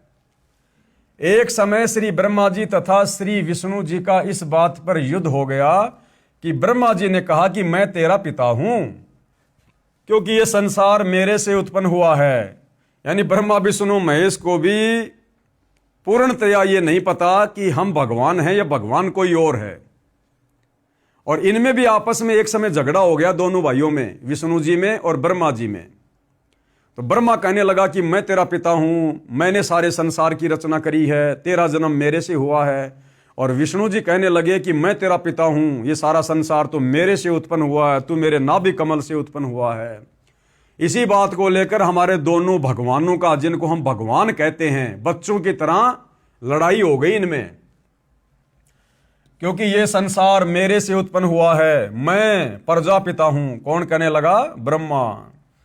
विष्णु जी ने कहा कि मैं तेरा पिता हूं, तू मेरे नाभि कमल से उत्पन्न हुआ है। दोनों एक दूसरे को मारने के लिए तत्पर हो गए। उसी समय सदाशिव अर्थात काल ब्रह्म ने उन दोनों के बीच में एक सफेद रंग का प्रकाशमय स्तंभ खड़ा कर दिया। एक बहुत बड़ा स्तंभ यानी खंबा खड़ा कर दिया उन दोनों के बीच में। क्यों? क्योंकि इस काल को पता था कि अगर ये दोनों आपस में लड़ लड़ के मर जाएंगे तो मेरे लिए भोजन कैसे तैयार होगा, इस नीचे की सृष्टि को कौन चलाएगा। तो काल ने वहां पर एक लंबा चौड़ा स्तंभ, एक खंबा खड़ा कर दिया दोनों के बीच में। क्योंकि वो अपने ओरिजिनल रूप में तो आ नहीं सकता, उसने सौगंध खा रखी है कि मैं अपने ओरिजिनल रूप में तो किसी को दर्शन दूंगा ही नहीं। तो वो क्या करता है, या तो अपने तीनों बेटों में से किसी एक का रूप बना के आ जाता है, या फिर अन्य कोई लीलामय तरीके से वो प्रकट होता है। तो यहां पर वो एक लंबा चौड़ा उसने खंबा जो है प्रकट कर दिया उन दोनों के बीच में। अब ये दोनों देवता लड़ाई करना तो भूल गए और उस खंबे को देखने लग गए, इतना लंबा चौड़ा, उसका और छोर देखने लग गए। दोनों एक दूसरे को मारने के लिए तत्पर हो गए। उसी समय सदाशिव यानी काल ब्रह्म ने उन दोनों के बीच में एक सफेद रंग का प्रकाशमय स्तंभ यानी खंबा खड़ा कर दिया। उसके पश्चात अपने पुत्र तमगुण शिव के रूप में प्रकट होकर उस स्तंभ को अपने लिंग यानी प्राइवेट पार्ट का आकार दे दिया। अब देखना भाई और बहनों, शिवलिंग की पूजा कैसे शुरू हुई है। ये काल ऐसे आप और हमारे को ओछी साधना करवाता है, आधी अधूरी और घटिया साधना करवाता है। हमें वेदों के अनुसार भी साधना नहीं करने देता। ये नहीं चाहता कि कोई भी प्राणी सत्य साधना करके उस परम अक्षर ब्रह्म की, सनातन परम धाम की तत्वदर्शी संत से उपदेश लेके सच्ची साधना कर ले। क्यों? इसको डर है, इसको भय है। अगर मेरे लोक से ये प्राणी सत्य साधना करके सतलोक में चले गए तो मुझे जो 1 लाख स्त्री पुरुष रोजाना खाने का श्राप लगा हुआ है, फिर मेरे भोजन का क्या होगा। तो ये काल हमें इसी प्रकार से भाई और बहनों पेड़ पौधों की पूजा पे, जानवरों की पूजा पे, देवी देवताओं की पूजा पे, ब्रह्मा विष्णु महेश की पूजा पे, तीर्थों की पूजा पे, धामों की पूजा पे, श्राद्ध निकालना, प्रेत पूजा, भूत पूजा, ये पितृ पूजा, कावड़ लाना, ये हमें इस प्रकार की शास्त्र विरुद्ध साधनाओं के ऊपर लगा के रखता है ताकि हम जन्मते रहें, मरते रहें और हम इसका भोजन बनते रहें। तो वहां इस काल ने क्या किया, जहां ब्रह्मा और विष्णु जी आपस में लड़ाई कर रहे थे, वहां पर इसने क्या किया, पहले तो एक तेजोमय स्तंभ खड़ा कर दिया। वो दोनों लड़ना तो भूल गए और उस खंबे को देखने लग गए। उसके बाद तुरंत ही ये काल अपने पुत्र शंकर जी के रूप में प्रकट हो गया वहां पर, शंकर जी का रूप बनाकर। और वो जो खंबा था लंबा चौड़ा, उसको अपने प्राइवेट पार्ट यानी लिंग का आकार दे दिया, लिंग का आकार। उसके पश्चात अपने पुत्र तमगुण शिव के रूप में प्रकट होकर उस स्तंभ को अपने लिंग यानी प्राइवेट पार्ट का आकार दे दिया। उसी दिन से शिव जी का लिंग विख्यात हुआ, यानी उस दिन के बाद से भाई और बहनों शिवलिंग की पूजा प्रारंभ हो गई। अब ये दुनिया शिवलिंग के नाम पर किस चीज की पूजा कर रही है? उस काल के प्राइवेट पार्ट की, लिंग की पूजा कर रही है। अरे पूजा करनी चाहिए भगवान की, परमात्मा की, और दुनिया पूजा कर रही है काल के लिंग की, प्राइवेट पार्ट की। मुक्ति कैसे मिलेगी भाई? दुर्गति होगी, दुर्गति। उस स्तंभ को अपने लिंग यानी प्राइवेट पार्ट का आकार दे दिया। उसी दिन से शिव जी का लिंग विख्यात हुआ, लिंग पूजा प्रारंभ हुई। 5वें अध्याय के श्लोक 26 और 31 में उस काल ब्रह्म ने स्वयं शंकर के रूप में प्रकट होकर उनको बताया कि तुम दोनों में से कोई भी कर्ता यानी भगवान नहीं है। ब्रह्मा विष्णु महेश को काल ने अपने सबसे छोटे बेटे शिव जी के रूप में, शंकर जी के रूप में प्रकट होकर कहा कि ये ब्रह्मा और विष्णु, तुम दोनों में से कोई भी कर्ता नहीं है, भगवान नहीं है। तुमने यानी ब्रह्मा और विष्णु ने जो अज्ञानता से अपने आप को ईश माना यानी भगवान माना, यानी अपने को जगत का कर्ता माना, ये बड़ा ही अद्भुत हुआ। काल कहने लगा कि हे ब्रह्मा और विष्णु, तुम दोनों ने जो अपने अपने आप को जगत का स्वामी मान लिया कि मैं तेरा बाप, मैंने संसार रचा है, कहते हैं ये तो बड़ा आश्चर्य है, तुमने अपने आप को भगवान कह कैसे दिया। उसी भ्रम को दूर करने के लिए मैं रण स्थल पर आया हूं। यानी तुम दोनों यहां जो ये लड़ाई कर रहे थे ना, तुम्हारे इसी भ्रम को दूर करने के लिए कि तुम्हारे में से भगवान कोई नहीं है, इसीलिए मैं यहां पर आया हूं। अब तुम दोनों अपना अभिमान त्याग कर मुझ ईश्वर में अपनी बुद्धि लगाओ। और क्या कहा शिव रूप में कि अब तुम दोनों अपने अभिमान को त्याग कर, इस भाव को छोड़कर कि मैं भगवान, और कहा कि मेरे अंदर ध्यान लगाओ। अब भाइयों और बहनों, ब्रह्मा विष्णु महेश नहीं समझ पाए कि ये हमारे भाई के रूप में ये कौन है, शंकर के रूप में ये कौन खड़ा है। अब इन दोनों देवताओं ने वहां उसको शिवजी मान लिया, और उनके मन में ये आया कि भैया न तो मैं ब्रह्मा भगवान हूं, ना मैं विष्णु भगवान हूं, ये हमारा छोटा भाई शंकर है भाई सब कुछ, ये लीला कर रहा अपने आप को छुपाए हुए। और हमारे ये जो अनुवाद करता है, जिन्होंने धर्मशास्त्रों का अनुवाद किया है, इनको ये तत्व ज्ञान नहीं था, ये ब्रह्मा विष्णु महेश से ऊपर किसी को जानते नहीं थे। तो काल ने जब वो शिवजी का रूप धारण किया, तो हमारे धर्म गुरुओं ने, अनुवादकर्ताओं ने ये सोच लिया कि भैया ये जो शिव शंकर है ना, ये सबसे बड़ा भगवान है, ये ब्रह्मा और विष्णु से भी बड़ा है, और ये सारी की सारी लीला वहां पर शंकर भगवान ने की थी।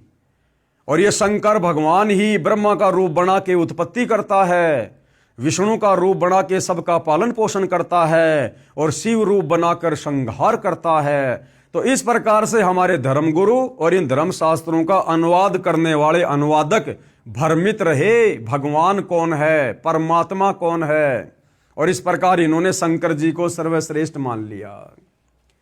हे पुत्रो, यानी शिव जी के रूप में वो काल कह रहा है ब्रह्मा और विष्णु को, मैंने तुमको तुम्हारे तप के प्रतिफल में जगत की उत्पत्ति और स्थिति रूप 2 कार्य दिए हैं। यानी इस ब्रह्मा जी ने जो तप किया था कमल के फूल पर बैठकर, और उसके बाद में जब ये अपने पिता की प्राप्ति के लिए गया, तो इसने काफी लंबे समय तक इसने जो है ध्यान लगाया था, तो इसका वो तप बन गया। तो काल क्या कह रहा कि मैंने तुमको तुम्हारे तप के प्रतिफल में जगत की उत्पत्ति, यानी मैंने ब्रह्मा जी को रजोगुण युक्त करके जगत की उत्पत्ति का भार सौंपा, और स्थिति यानी विष्णु जी को पालन पोषण की स्थिति सतोगुण रूप देकर 2 कार्य दिए। इसी प्रकार मैंने शंकर और रुद्र को 2 कार्य संहार व तिरोगति दिए हैं। इसी प्रकार मैंने शंकर और रुद्र को, अब बताओ ये रुद्र और शंकर कौन आ गया? अरे काल ने तो पहले से ही शिव जी का रूप बना रखा था, शंकर जी का रूप बना रखा था, फिर ये यहां ये क्यों कह रहा कि इसी प्रकार मैंने शंकर और रुद्र को 2 कार्य संहार व तिरोगति दिए हैं।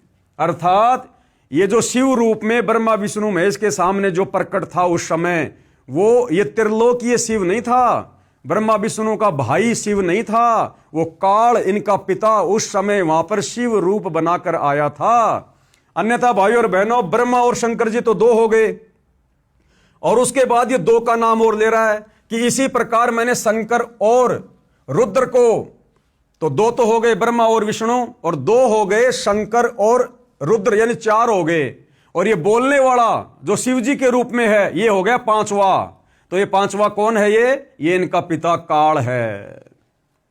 इसी प्रकार मैंने शंकर और रुद्र को 2 कार्य संहार व तिरोगति दिए हैं।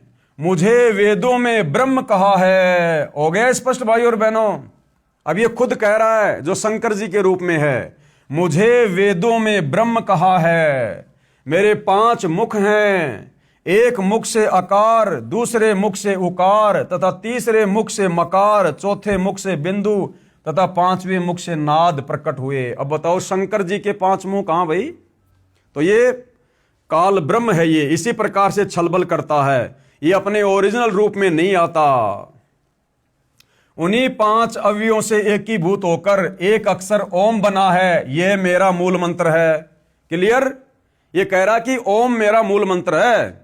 अब गीता का ज्ञान देने वाला ये काल ब्रह्म, गीता अध्याय 8 श्लोक नंबर 13 में क्या कह रहा है? ओम इति एक अक्षर ब्रह्म व्यवहरण माम अनुशमरण ये परियाति तजन देहम शयाति परमाम गतम। गीता का ज्ञान देते समय ये काल ब्रह्म कह रहा कि अर्जुन मेरा तो एक ओम मंत्र है, और इस ओम नाम की साधना जो अंतिम श्वास तक करता है वो मेरे ब्रह्म लोक में जाता है।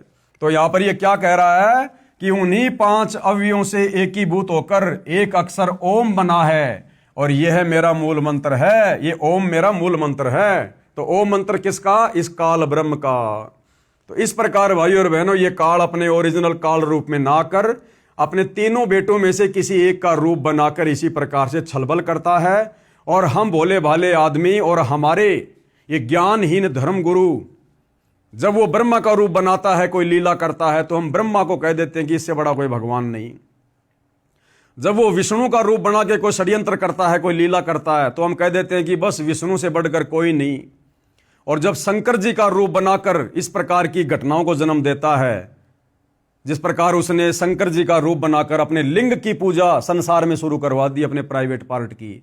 आज हम शिव मंदिरों के अंदर जो शिवलिंग पूजते हैं वो इस काल का ये प्राइवेट पार्ट है। और देखिए आगे कितनी सत्यता लिखी हुई है, हमारे धर्मशास्त्रों में लिखी हुई है। शिव पुराण के इस उल्लेख से यह भी सिद्ध हुआ कि मेरे को ब्रह्म कहते हैं। 5 अक्षरों से बना एक ओम मेरा मूल मंत्र है, जो मेरी साधना है। गीता अध्याय 8 श्लोक 13 में भी इसी ब्रह्म ने कहा है कि माम ब्रह्म यानी मुझ ब्रह्म का सुमरण करने का एक ओम अक्षर है। इससे भी स्वयं सिद्ध है कि गीता का ज्ञान काल ब्रह्म ने श्री कृष्ण जी के शरीर में प्रेतवत प्रवेश करके बोला। गीता जी का ज्ञान इसी काल ब्रह्म ने श्री कृष्ण जी के शरीर में प्रवेश करके बोला। हम नादान दुनिया वालों को तो श्री कृष्ण दिखाई दे रहा था, लेकिन कृष्ण जी में प्रवेश करके गीता का ज्ञान किसने बोला? इस काल ने। जिस प्रकार ब्रह्मा और विष्णु जी युद्ध कर रहे थे और उन दोनों के बीच में शिव जी का रूप बनाकर कौन आ गया? ये काल। और हम नादानों ने क्या समझ लिया कि शिव जी ही सबसे बड़े भगवान हैं। तो ऐसे भाइयों और बहनों ये छलबल करता है। अब देखो, लिंग व लिंगी की पूजा करने को कहना, अब वहीं से इसने अपने प्राइवेट पार्ट लिंग और दुर्गा के प्राइवेट पार्ट लिंगी की पूजा करनी शुरू करवा दी। क्योंकि जब ब्रह्मा और विष्णु जी दोनों युद्ध कर रहे थे तो शिव का रूप बनाकर तो काल आ गया, और पार्वती का रूप बनाकर ये अपनी पत्नी दुर्गा को ले आया। और उसके बाद से इसने संसार में अपने प्राइवेट पार्ट लिंग की और अपनी पत्नी दुर्गा के प्राइवेट पार्ट लिंगी की पूजा शुरू करवा दी, जो हम हिंदू श्रद्धालु मंदिरों में शिवलिंग के नाम से उसकी पूजा करते हैं। देखिएगा, लिंग व लिंगी की पूजा करने को कहना, काल ब्रह्म ने अपने लिंग यानी प्राइवेट पार्ट तथा स्त्री की लिंगी यानी प्राइवेट पार्ट की पूजा करने को कहा। जो मंदिरों में शिवलिंग स्थापित किया होता है उसको ध्यान से देखा जाए तो पता चलता है कि पत्थर की लिंगी यानी स्त्री की योनि में पत्थर का लिंग यानी शिव का लिंग पेशाब इंद्री प्रविष्ट किया गया होता है। यानी शिवलिंग के नीचे जो पत्थर होता है गोल गोल, गुरुदेव कह रहे हैं कि वो दुर्गा का प्राइवेट पार्ट है। लिंगी जिसके अंदर वो पत्थर का शिवलिंग बनाकर, काल का लिंग बनाकर उसके अंदर डाला हुआ है। तो जो फोटो हम देखते हैं मंदिरों में या शिवलिंग की जो फोटो देखते हैं, तो ऊपर तो ये काल का जो प्राइवेट पार्ट है जिसको शिवलिंग कहते हैं वो है, और शिवलिंग जिस उस पत्थर की टुकड़ी के ऊपर रखा होता है जिसके वो अंदर होता है वो इस दुर्गा का प्राइवेट पार्ट है, लिंगी है, जिसकी पूजा इसने संसार में शुरू करवा दी। हमें मुक्ति के मार्ग से रोकने के लिए, हमें यहीं पर जन्मने और मरने के लिए, क्योंकि ये जो शिवलिंग की साधना है ये वेद विरुद्ध है, शास्त्रों के विरुद्ध है। और शास्त्र विरुद्ध साधना करके जो मनमाना आचरण करता है वो कभी न सिद्धि को प्राप्त होता है, न गति को प्राप्त होता है, न उसकी मुक्ति होती है। ये गीता अध्याय 16 श्लोक नंबर 23 का सारांश है। अब आगे देखिए भाइयों और बहनों, श्री शिव पुराण के विद्वेश्वर संहिता के खंड 1 अध्याय 5 श्लोक 26 और 31 भाई और बहनों ये नोट कर लेना, ये कहीं आपको लगे कि भाई संत रामपाल जी ने ऐसे लिख दिए होंगे। हमारे हिंदू धर्म शास्त्रों में जहां जहां जो बातें लिखी हुई हैं, आप लोगों की सुविधा के लिए कौन सा अध्याय है, कौन सा पेज है, कौन सा खंड है, सब कुछ बताया जा रहा है। और अभी तो आपको मौखिक बताया जा रहा है, उसके बाद एक एक शब्द जो सतगुरु रामपाल जी ने यहां बताया, ऐसा का ऐसा हमारे धर्मशास्त्र में लिखा हुआ है, जिसको हम सिरोधार्य मानते हैं। श्री शिव पुराण के विद्वेश्वर संहिता के खंड 1 अध्याय 5 श्लोक 26 से 31 तथा अध्याय 9 श्लोक 40 से 46 में प्रमाण है। इनकी फोटोकॉपी आगे लगाई गई है, कृपया वहां पर पढ़ें, विचार करें कि यह कितनी बेशर्मी की बात है। यह शिवलिंग की पूजा, लिंग और लिंगी की पूजा, यह हिंदू समाज के लिए कितनी बेशर्मी की बात है। ना यह शिवलिंग पूजा का विधान कहीं गीता में है, ना कहीं वेदों में है। यह काल इस प्रकार से ओछी आदि अधूरी घटिया साधनाओं को जन्म देता है। विचार करें कि यह कितनी बेशर्मी की बात है, कितना अभद्र मजाक काल ब्रह्म ने किया। ब्रह्मा तथा विष्णु से कहा कि तुम इस मेरे लिंग व लिंगी यानी स्त्री योनि की पूजा करो। वहां पर शिव जी के रूप में प्रकट होकर इस काल ने लिंग और लिंगी की पूजा शुरू करवा दी। पेश है श्री वेंकटेश्वर प्रेस मुंबई से प्रकाशित संस्कृत हिंदी अनुवाद वाली शिव महापुराण के विद्वेश्वर संहिता खंड के अध्याय 5, 6, 7, 8, 9 तथा 10 से संबंधित प्रकरण की फोटोकॉपी। अब देखिए भाई और बहनों, अभी तक जो बातें आपको बताई गई है, अब ये उसी पवित्र हिंदू धर्म के शास्त्र से आपको दिखाई जा रही है, जो आपको ऊपर बता दिया गया, कौन सा अध्याय है, कौन सा खंड है, कौन सा पेज है। अब ध्यान से पढ़ लीजिएगा। हे योगेंद्र, मैं उस लिंगाविर्भाव का लक्षण सुनाना चाहता हूं। नंदीकेश्वर बोले, हे वत्स सुनो, मैं तुम्हारी प्रीति से कहता हूं, पूर्व काल में जो पहला कल्प था, जो लोक में विख्यात है, उस समय महात्मा ब्रह्म और विष्णु परस्पर युद्ध हुआ। यानी महात्मा ब्रह्मा और विष्णु जी का युद्ध शुरू हुआ।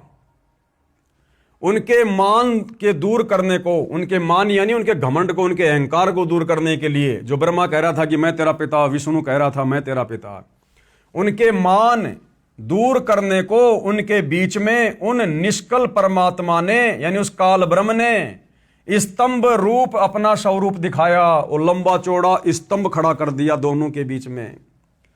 तब जगत के हित की इच्छा से निर्गुण शिव ने यानी उस काल ब्रह्म ने उस तेजोमय स्तंभ से अपने लिंग कार का स्वरूप दिखाया।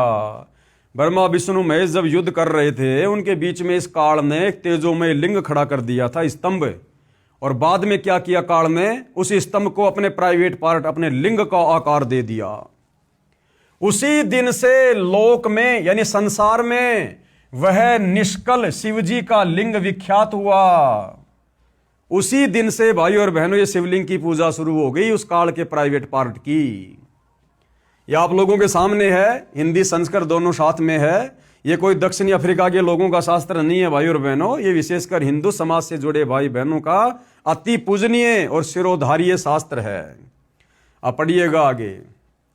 सगुण रूप में बेर रूप की कल्पना की गई। देवताओं की वह बेर पूजा इच्छानुसार भोगों की देनहारी है, परंतु शिव का लिंग बेर भोग और मोक्ष दोनों को देने वाला है।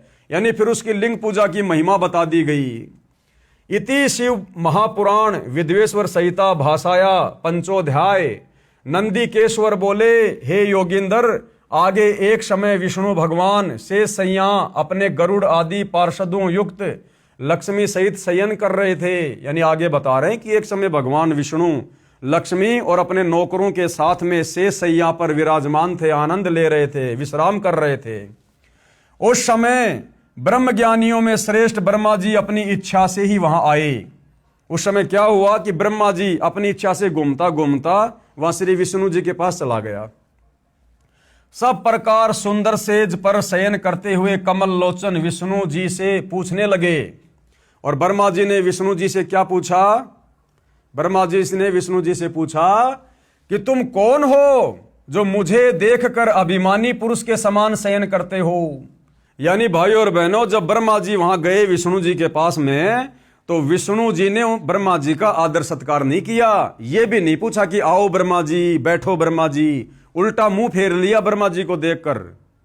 तो ब्रह्मा जी ने क्या कहा, तुम कौन हो जो मुझे देखकर अभिमानी पुरुष शयन करते हो, हे वत्स।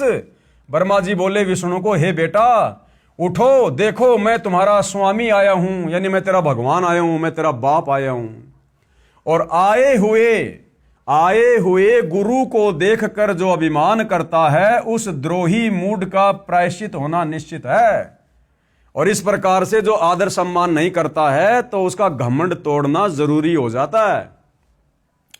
यह सुनकर विष्णु जी के अंतर में तो क्रोध हुआ। अब ये बातें सुनकर ब्रह्मा जी के मुंह से अब विष्णु जी के अंदर तो आया गुस्सा, लेकिन बाहर से बिल्कुल शांत बने रहे। ये सुनकर विष्णु जी के अंतर में तो क्रोध हुआ, परंतु बाहर से शांत रहे और बोले, हे वत्स। अब विष्णु जी प्यार से क्या बोले ब्रह्मा को, हे बेटा तुम्हारा मंगल हो, बैठो इस आसन पर विराजो।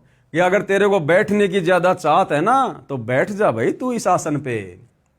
इस समय तुम्हारा नेत्र कुटिल और तुम्हारा मुख वक्र क्यों हो रहा है, कि तेरी आंखें और तेरा मुंह टेढ़ा मेढ़ा क्यों हो रहा है, विष्णु ने पूछा ब्रह्मा जी से। ब्रह्मा जी बोले, हे वत्स विष्णु, हे बेटा विष्णु, तुमको समय के प्रभाव से अभिमान है कि तेरे को घमंड हो गया है। हे पुत्र, ब्रह्मा जी कह रहे हैं विष्णु को, हे पुत्र मैं तुम्हारा रक्षक और जगत का पितामह हूं। विष्णु जी बोले, ये तो सब जगत मुझ में स्थित है, तुम चोर के समान किस प्रकार अपना कह रहे हो। अब विष्णु जी कह रहे, भैया ये संसार तो मेरा है, तुम चोरों की तरह क्यों इसको अपना कह रहे हो। यानी ये हमारे भगवान है भाई और बहनों, हमारे परमात्मा हैं ब्रह्मा विष्णु जी, जिनको दुनिया पूज रही है। अब हमें क्या शिक्षा मिलेगी इन भगवानों से।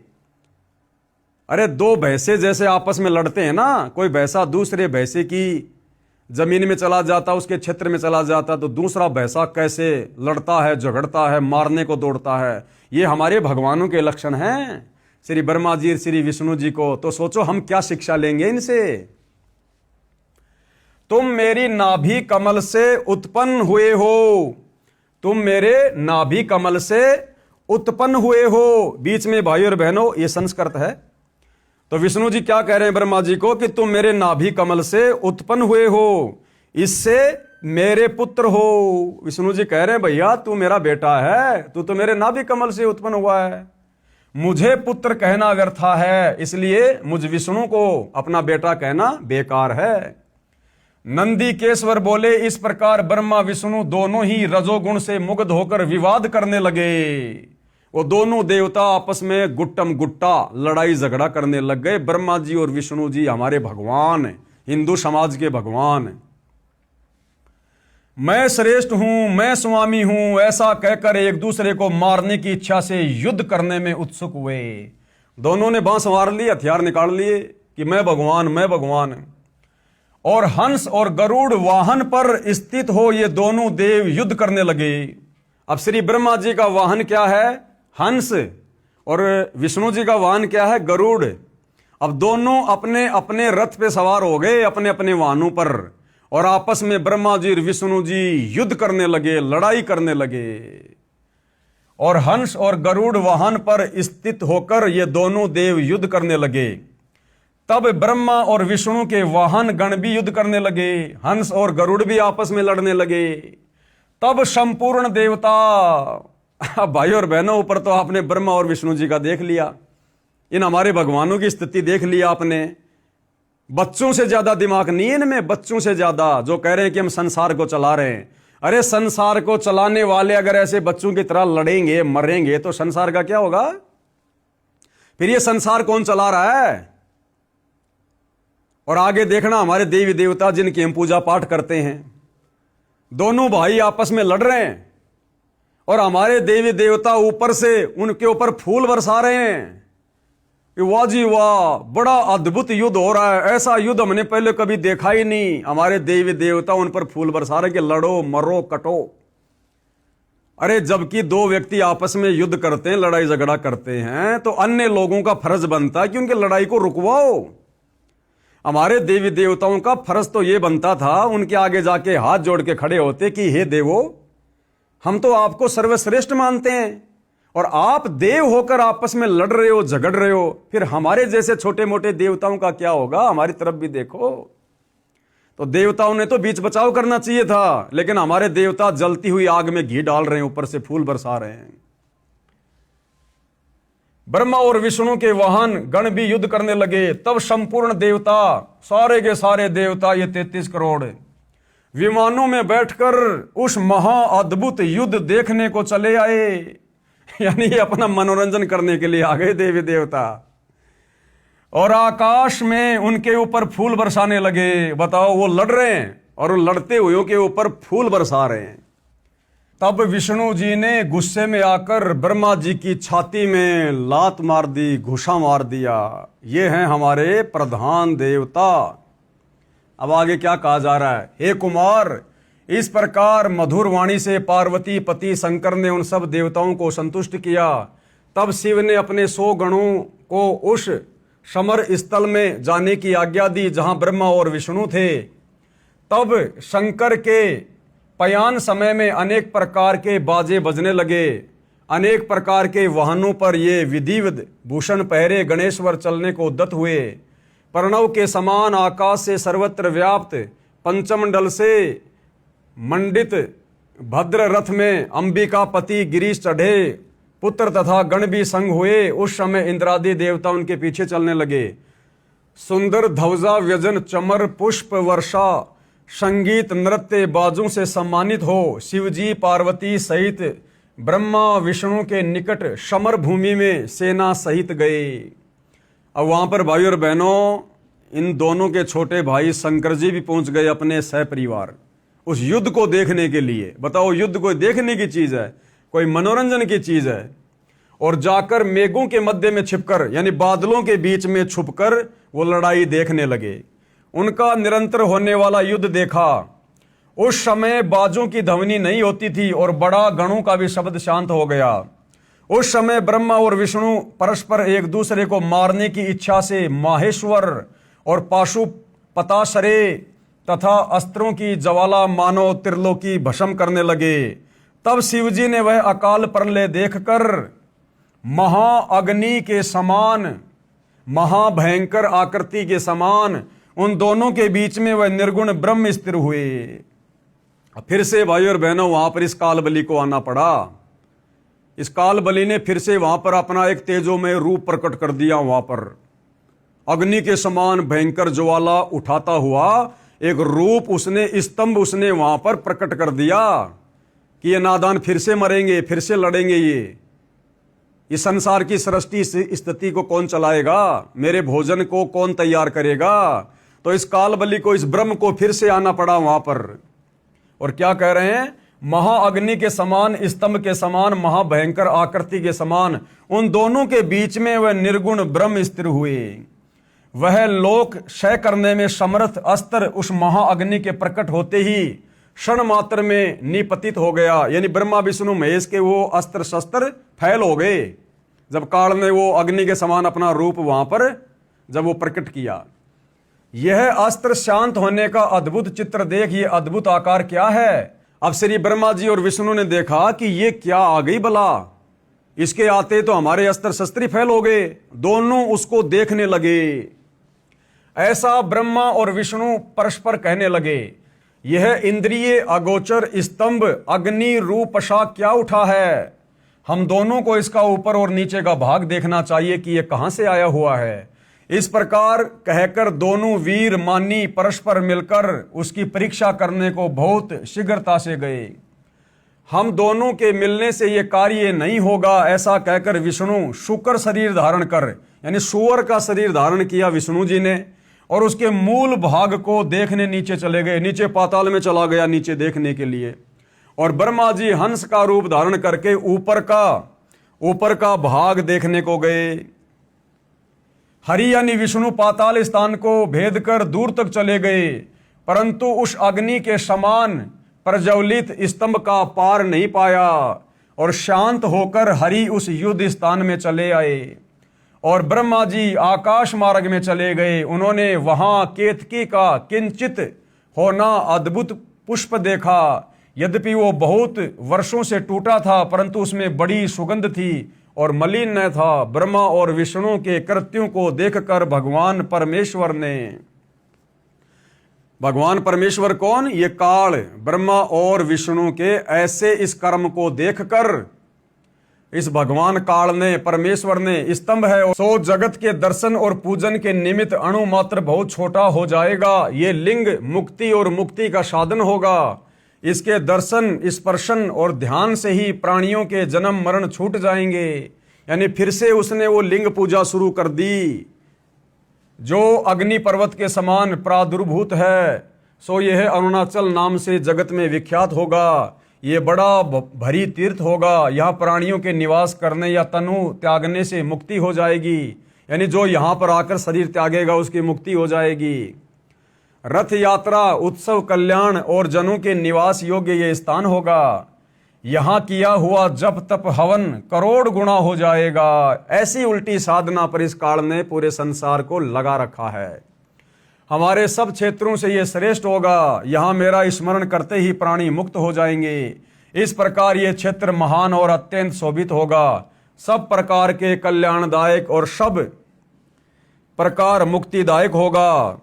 जो यहाँ, अब ये काल ब्रह्म क्या कह रहा है? जो यहाँ लिंग में मुझ लिंगेश्वरी की पूजा करेंगे उन्हें शालोक्य, सामीप्य, सारूप्य, सृष्टि, सामुज्य ये पांचों मुक्ति क्रिया के फल को प्राप्त हो जाएगी।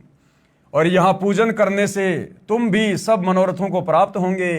नंदीकेश्वर बोले, इस प्रकार भगवान ने उन नम्र हुए ब्रह्मा और विष्णु पर अनुग्रह करके उनके युद्ध, जो परस्पर उनकी सेना मारी गई थी, उन सबको अपनी शक्ति से जीवाकर उठाया, जिस शक्ति में अमृत की धारा रहती है, और उन दोनों की अज्ञानता और वैर को दूर करने के अर्थ दोनों से कहा,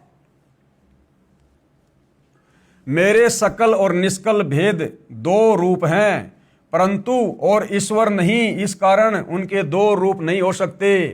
पहला स्तंभ और पीछे मूर्तिमान रूप। यानी ये दोनों रूप उस काल के ही थे। वो काल ये कहना चाह रहा है कि ये दो रूप नहीं हो सकते, अलग अलग नहीं हो सकते। पहले वो स्तंभ रूप भी मेरा ही था, परंतु और ईश्वर नहीं, इस कारण उसके दो रूप नहीं हो सकते। पहला स्तंभ रूप और पीछे मूर्तिमान रूप धारण किया। इसमें ब्रह्म रूप निष्कल है और ईश्वर रूप सगुण है। मेरे ये दोनों रूप सिद्ध हैं, दूसरे किसी के नहीं हो सकते। इस कारण तुम दोनों को अथवा दूसरों को ईश्वर की प्राप्ति नहीं हो सकती। तुमने जो अज्ञानता से अपने को ईश माना, ये बड़ा अद्भुत हुआ। उसके दूर करने को ही मैं रण क्षेत्र में आया। अब तुम अपना अभिमान त्याग कर मुझ ईश्वर में अपनी बुद्धि लगाओ। मेरे प्रसाद से लोक में सब अर्थ प्रकाश करते हैं। मुझ गुरु के वचन ही तुमको बारंबार प्रमाण है। तुम्हारी प्रीति से ही ये गूढ़ ब्रह्म तव मैं तुमसे कहता हूं। मैं ही पर ब्रह्म हूं और मेरा ही कल अकल रूप है। ब्रह्म होने से मैं ईश्वर हूं। अनुग्राही कही मेरा कर्तव्य है। सर्वव्यापी होने से और जगत के वर्धक होने से मैं ब्रह्मा हूं। हे ब्रह्म केशव, समत्व और व्यापक होने से मैं आत्मा हूं और संपूर्ण जीव आत्मा नहीं है, इसमें संदेह नहीं। अनुग्रह से ही यह सर्ग के अंत तक जो जगत का कर्ते और पंचक है, मैं इस सब का ईश हूं। ये मेरा है, मेरे सिवाय किसी दूसरे का नहीं है। प्रथम तो ब्रह्म तत्व ज्ञान के निमित्त निष्कल ब्रह्म का प्रादुर्भाव हुआ है। यानी ये काल भाई और बहनों अटपट करने लगा, अपने सिवा किसी और को भगवान ना कोई मान ले, इसके लिए ये अपने आप को ही परमात्मा विख्यात करने लगा उन दोनों के बीच में। तो इस प्रकार भाई और बहनों, ये बहुत सारी बातें जो पूज्य गुरुदेव भगवान ने ऊपर हमारे को मौखिक बताई थी, ये सारी के सारी बातें, सारे के सारे ये प्रमाण आपको यहाँ पर इस रुद्र संहिता के अंदर बिल्कुल साफ साफ देखने और पढ़ने को मिल जाएंगे। आप जी ये देख सकते हैं, आपकी आंखों के सामने है। अब गुरुदेव क्या कह रहे हैं? उपरोक्त शिव महापुराण के प्रकरण से सिद्ध हुआ कि श्री ब्रह्मा जी, श्री विष्णु जी तथा श्री शिव जी की माता श्री दुर्गा देवी अष्टंगी देवी है तथा पिता सदाशिव अर्थात काल ब्रह्म है, जिसने श्रीमद् भगवद गीता का ज्ञान श्री कृष्ण जी में प्रवेश करके बोला था। इसी को क्षर पुरुष, क्षर ब्रह्म यानी ज्योति निरंजन काल ब्रह्म भी कहा गया है। यही प्रमाण श्रीमद् भगवद गीता अध्याय 14 श्लोक नंबर 3 से 5 में भी है कि रजगुण ब्रह्मा, सतगुण विष्णु और तम गुण शंकर, तीनों गुण प्रकृति अर्थात दुर्गा देवी से उत्पन्न हुए हैं। यानी रजगुण ब्रह्मा, सतगुण विष्णु, तम गुण शिव जी, ये तीनों गुण इस प्रकृति देवी अर्थात अष्टंगी अंबिका जगदम्बा इस दुर्गा से उत्पन्न हुए हैं काल के सहयोग से। प्रकृति तो सब जीवों को उत्पन्न करने वाली माता है। प्रकृति यानी ये दुर्गा, काल कह रहा है ये जो प्रकृति है ना, ये दुर्गा, ये तो सब जीवों को उत्पन्न करने वाली है। और मैं कौन? ये गीता का ज्ञान देने वाला ब्रह्म सब जीवों का पिता हूं। मैं दुर्गा प्रकृति के गर्भ में बीज स्थापित करता हूं, यानी दुर्गा के साथ में शारीरिक संबंध बनाकर इस प्रकार से मैं उत्पत्ति करता हूं, जिससे सबकी उत्पत्ति होती है। ये तीनों गुण कौन से? रजगुण ब्रह्मा, सतगुण विष्णु, तम गुण शिव जी ही जीवात्मा को शरीर में बांधते हैं। यानी सब जीवों को काल के जाल में फंसाकर रखने वाले ये तीनों देवता हैं, तीन गुण हैं ये। इसीलिए इस काल ने गीता अध्याय 7 श्लोक नंबर 12 से 15 में इन तीनों गुणों के द्वारा जिनकी बुद्धि हरी जा चुकी है उनको 4 गालियां दी है। यानी जो केवल ब्रह्मा विष्णु महेश की भक्ति तक सीमित हैं, ऊपर इस काल की भक्ति नहीं करते, काल ने उनके लिए कहा कि वो तो आसुर स्वभाव को धारण किए हुए मनुष्यों में नीच दूषित कर्म करने वाले मूढ़ मूर्ख मुझको भी नहीं भजते। यही प्रमाण गीता अध्याय 7 श्लोक 12 से 15 में है कि जिनकी बुद्धि तीनों गुणों रजगुण ब्रह्मा, सतगुण विष्णु तथा तम गुण शिव से मिलने वाले क्षणिक लाभ यानी थोड़े बहुत लाभ तक सीमित है, यानी जिनका ज्ञान हरा जा चुका है, वे राक्षस स्वभाव को धारण किए हुए मनुष्यों में नीच दूषित कर्म करने वाले मूर्ख हैं, जो मुझे यानी गीता ज्ञान दाता इस काल ब्रह्म को भी नहीं भजते। विशेष अब क्या कह रहे हैं गुरुदेव भगवान? इस शिव पुराण के विद्वेश्वर संहिता खंड 1 अध्याय 9 के श्लोक 40 और 46 तथा अध्याय 5 के श्लोक 26 से 31 की फोटोकॉपी ऊपर लगी है, जो अभी हमने देखी है। इनमें कहा है कि काल ब्रह्म ने कहा है कि जीवों को जन्म मृत्यु के चक्कर में रजगुण ब्रह्मा, सतगुण विष्णु तथा तम गुण शिव ये तीनों गुण यानी तीनों देवता डालते हैं, अपना बचाव कर रहा है। ये काल ब्रह्म इस प्रकार कपट युक्त कार्य करता है, यानी सारी की सारी जिम्मेदारी, सारा का सारा दोष, ये पूरा का पूरा ठेकरा इस काल ने ब्रह्मा विष्णु महेश के सिर पे फोड़ दिया कि ये ब्रह्मा विष्णु महेश ही हैं जो यहाँ जीवों को कर्म बंधनों में बांध के रखते हैं, जन्म और मरण के चक्कर में रखते हैं। जबकि ब्रह्मा विष्णु महेश को ये कार्य एक एक गुण युक्त करके किसने दे रखा है? इसी काल ब्रह्म ने ब्रह्मा जी को रजोगुण युक्त करके यहां पर जीवों की उत्पत्ति करवाता है, विष्णु जी को शतोगुण से युक्त करके सबका पालन पोषण करवाता है, और शंकर जी को रजोगुण से युक्त करके फिर हमारा संहार करवाता है। लेकिन उसके बावजूद भी ये कपट युक्त बात कर रहा है और अपने आप को पाक साफ साबित करते हुए ब्रह्मा विष्णु महेश के ऊपर ठेकरा फोड़ रहा है। गीता अध्याय 7 श्लोक 12 में इसी ने कहा है कि जो कुछ तीनों गुणों यानी रजगुण ब्रह्मा से उत्पत्ति, सतगुण विष्णु से स्थिति तथा तमगुण शिव से संहार हो रहा है, इसका निमित्त मैं हूं, यानी मूल कारण तो मैं ही हूं। इन तीनों गुणों के प्रभाव से ये जो ब्रह्मा विष्णु महेश कार्य कर रहे हैं, वो गुण इनको मैंने दिए, इनका मूल कारण तो मैं ही हूं, कंट्रोलर तो मैं काल हूं। परम अक्षर ब्रह्म यानी कबीर जी ने यथार्थ ज्ञान अपनी प्रिय आत्मा संत गरीबदास छुड़ानी वाले को बताया। उन्होंने अपनी वाणी में उसे समझाया और कहा कि अकेले ब्रह्मा विष्णु तथा शिव इसके कारण नहीं है, और कौन है? ये आदरणीय गरीबदास जी की वाणी है। ब्रह्मा विष्णु महेश्वर यानी ब्रह्मा विष्णु शिव जी, माया और धर्मराया। माया कौन? ये दुर्गा, इन तीनों की माता, और ये धर्मराया कौन? ये काल, इन तीनों का पिता। ये 5 हो गए। ब्रह्मा विष्णु महेश्वर, माया और धर्मराया, इन 5 मिल परपंच बनाया, वाणी हमरी लइये। इन 5 मिल जीव अटकाए, जुगन जुगन हम आन छुड़ाए। परमात्मा कह रहे इन 5 ने मिलकर इन आत्माओं को यहां पर फंसा रखा है, और कह रहे कि मैं यहां पर युगों युगों तत्वदर्शी संत का रूप धारण करके आता हूं और इनके जाल से जीव आत्माओं को समझाता हूं। पेश है गीता अध्याय 14 श्लोक 4 और 5 की फोटोकॉपी। गीता अध्याय 14 श्लोक नंबर 4 की फोटोकॉपी। संस्कृत में श्लोक है, नीचे अनुवाद है।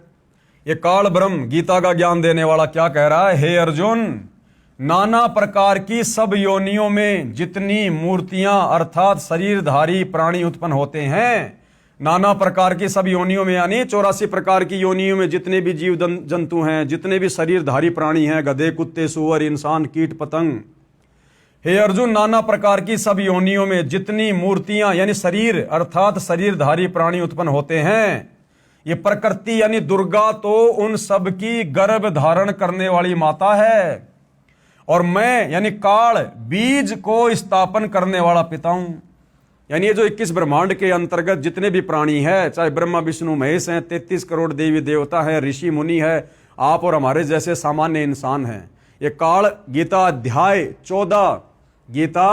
14 श्लोक 4 में क्या कह रहा है कि तमाम प्रकार के जीवों की मां तो ये दुर्गा है, और इस दुर्गा के गर्भ में बीज डालने वाला यानी दुर्गा के संयोग से सबको उत्पन्न करने वाला मैं काल सबका पिता हूं। गीता अध्याय 14 श्लोक 5 क्या कह रहा है? सत्वम रज तम इति गुणा प्रकृति संभवा निबंधति महाबाहो देहे देहीनम अव्यम।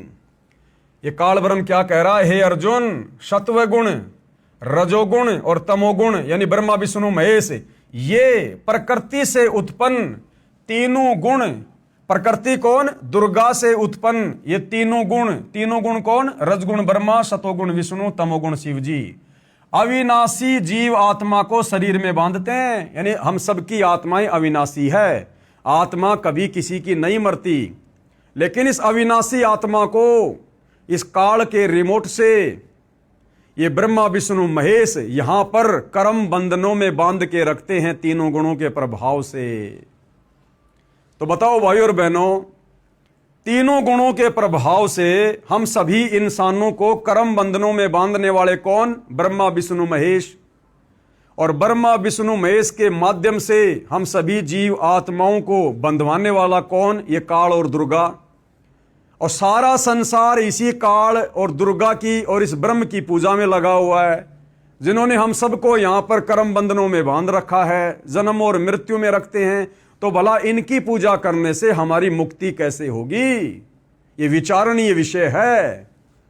इसलिए गीता अध्याय 4 श्लोक नंबर 34 में ये गीता का ज्ञान देने वाला काल ब्रह्म सच्चाई बता रहा है कि अर्जुन, अगर तुझे जन्म और मरण से छुटकारा चाहिए, परम शांति को प्राप्त करना चाहता है, उस सनातन परम धाम सतलोक में जाना चाहता है, तो भैया किसी तत्वदर्शी संत की खोज कर ले, उस तत्वदर्शी संत से उपदेश ले। वो तत्वदर्शी संत तुझे परमात्म तत्व का ज्ञान बताएगा, तुझे भक्ति और मुक्ति का मार्ग बताएगा, मेरे इस 21 ब्रह्मांड से बाहर निकलने का, कर्म बंधनों से मुक्त होने का मार्ग बताएगा।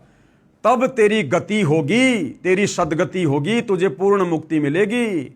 फिर उस परम धाम सतलोक में जाने के बाद गीता अध्याय 18 श्लोक 62 में कह रहा है कि फिर उस सनातन परम धाम में जाने के बाद ये प्राणी वापस लौटकर संसार में नहीं आता है। तो भाई और बहनों, वह तत्वदर्शी संत आज वर्तमान में धरती पर सतगुरु रामपाल जी हैं।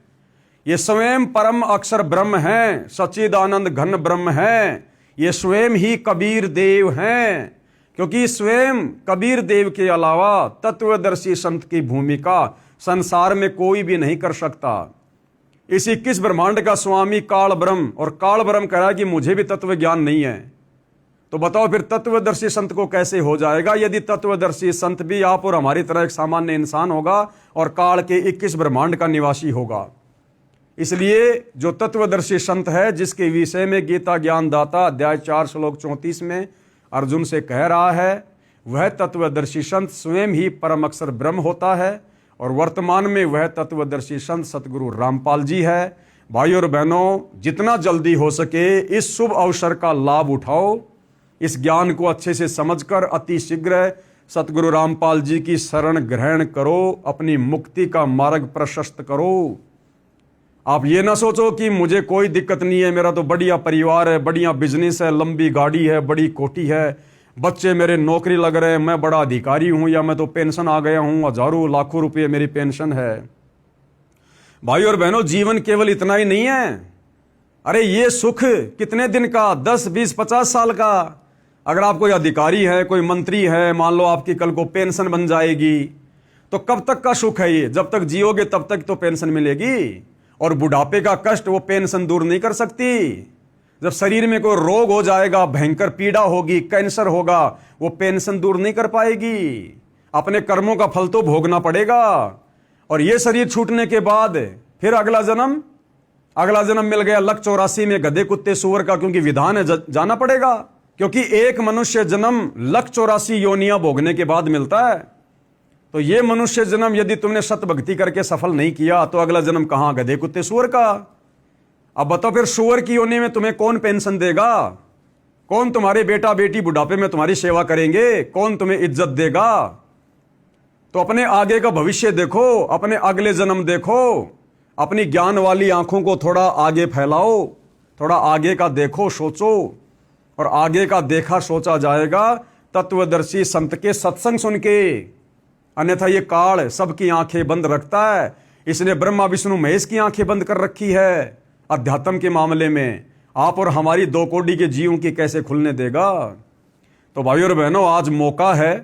परमात्मा स्वयं धरती पर तत्वदर्शी संत के रूप में प्रकट हैं। यदि इनकी भक्ति करके मुक्ति प्राप्त कर लेते हैं तो हमारा पीछा छूट जाएगा।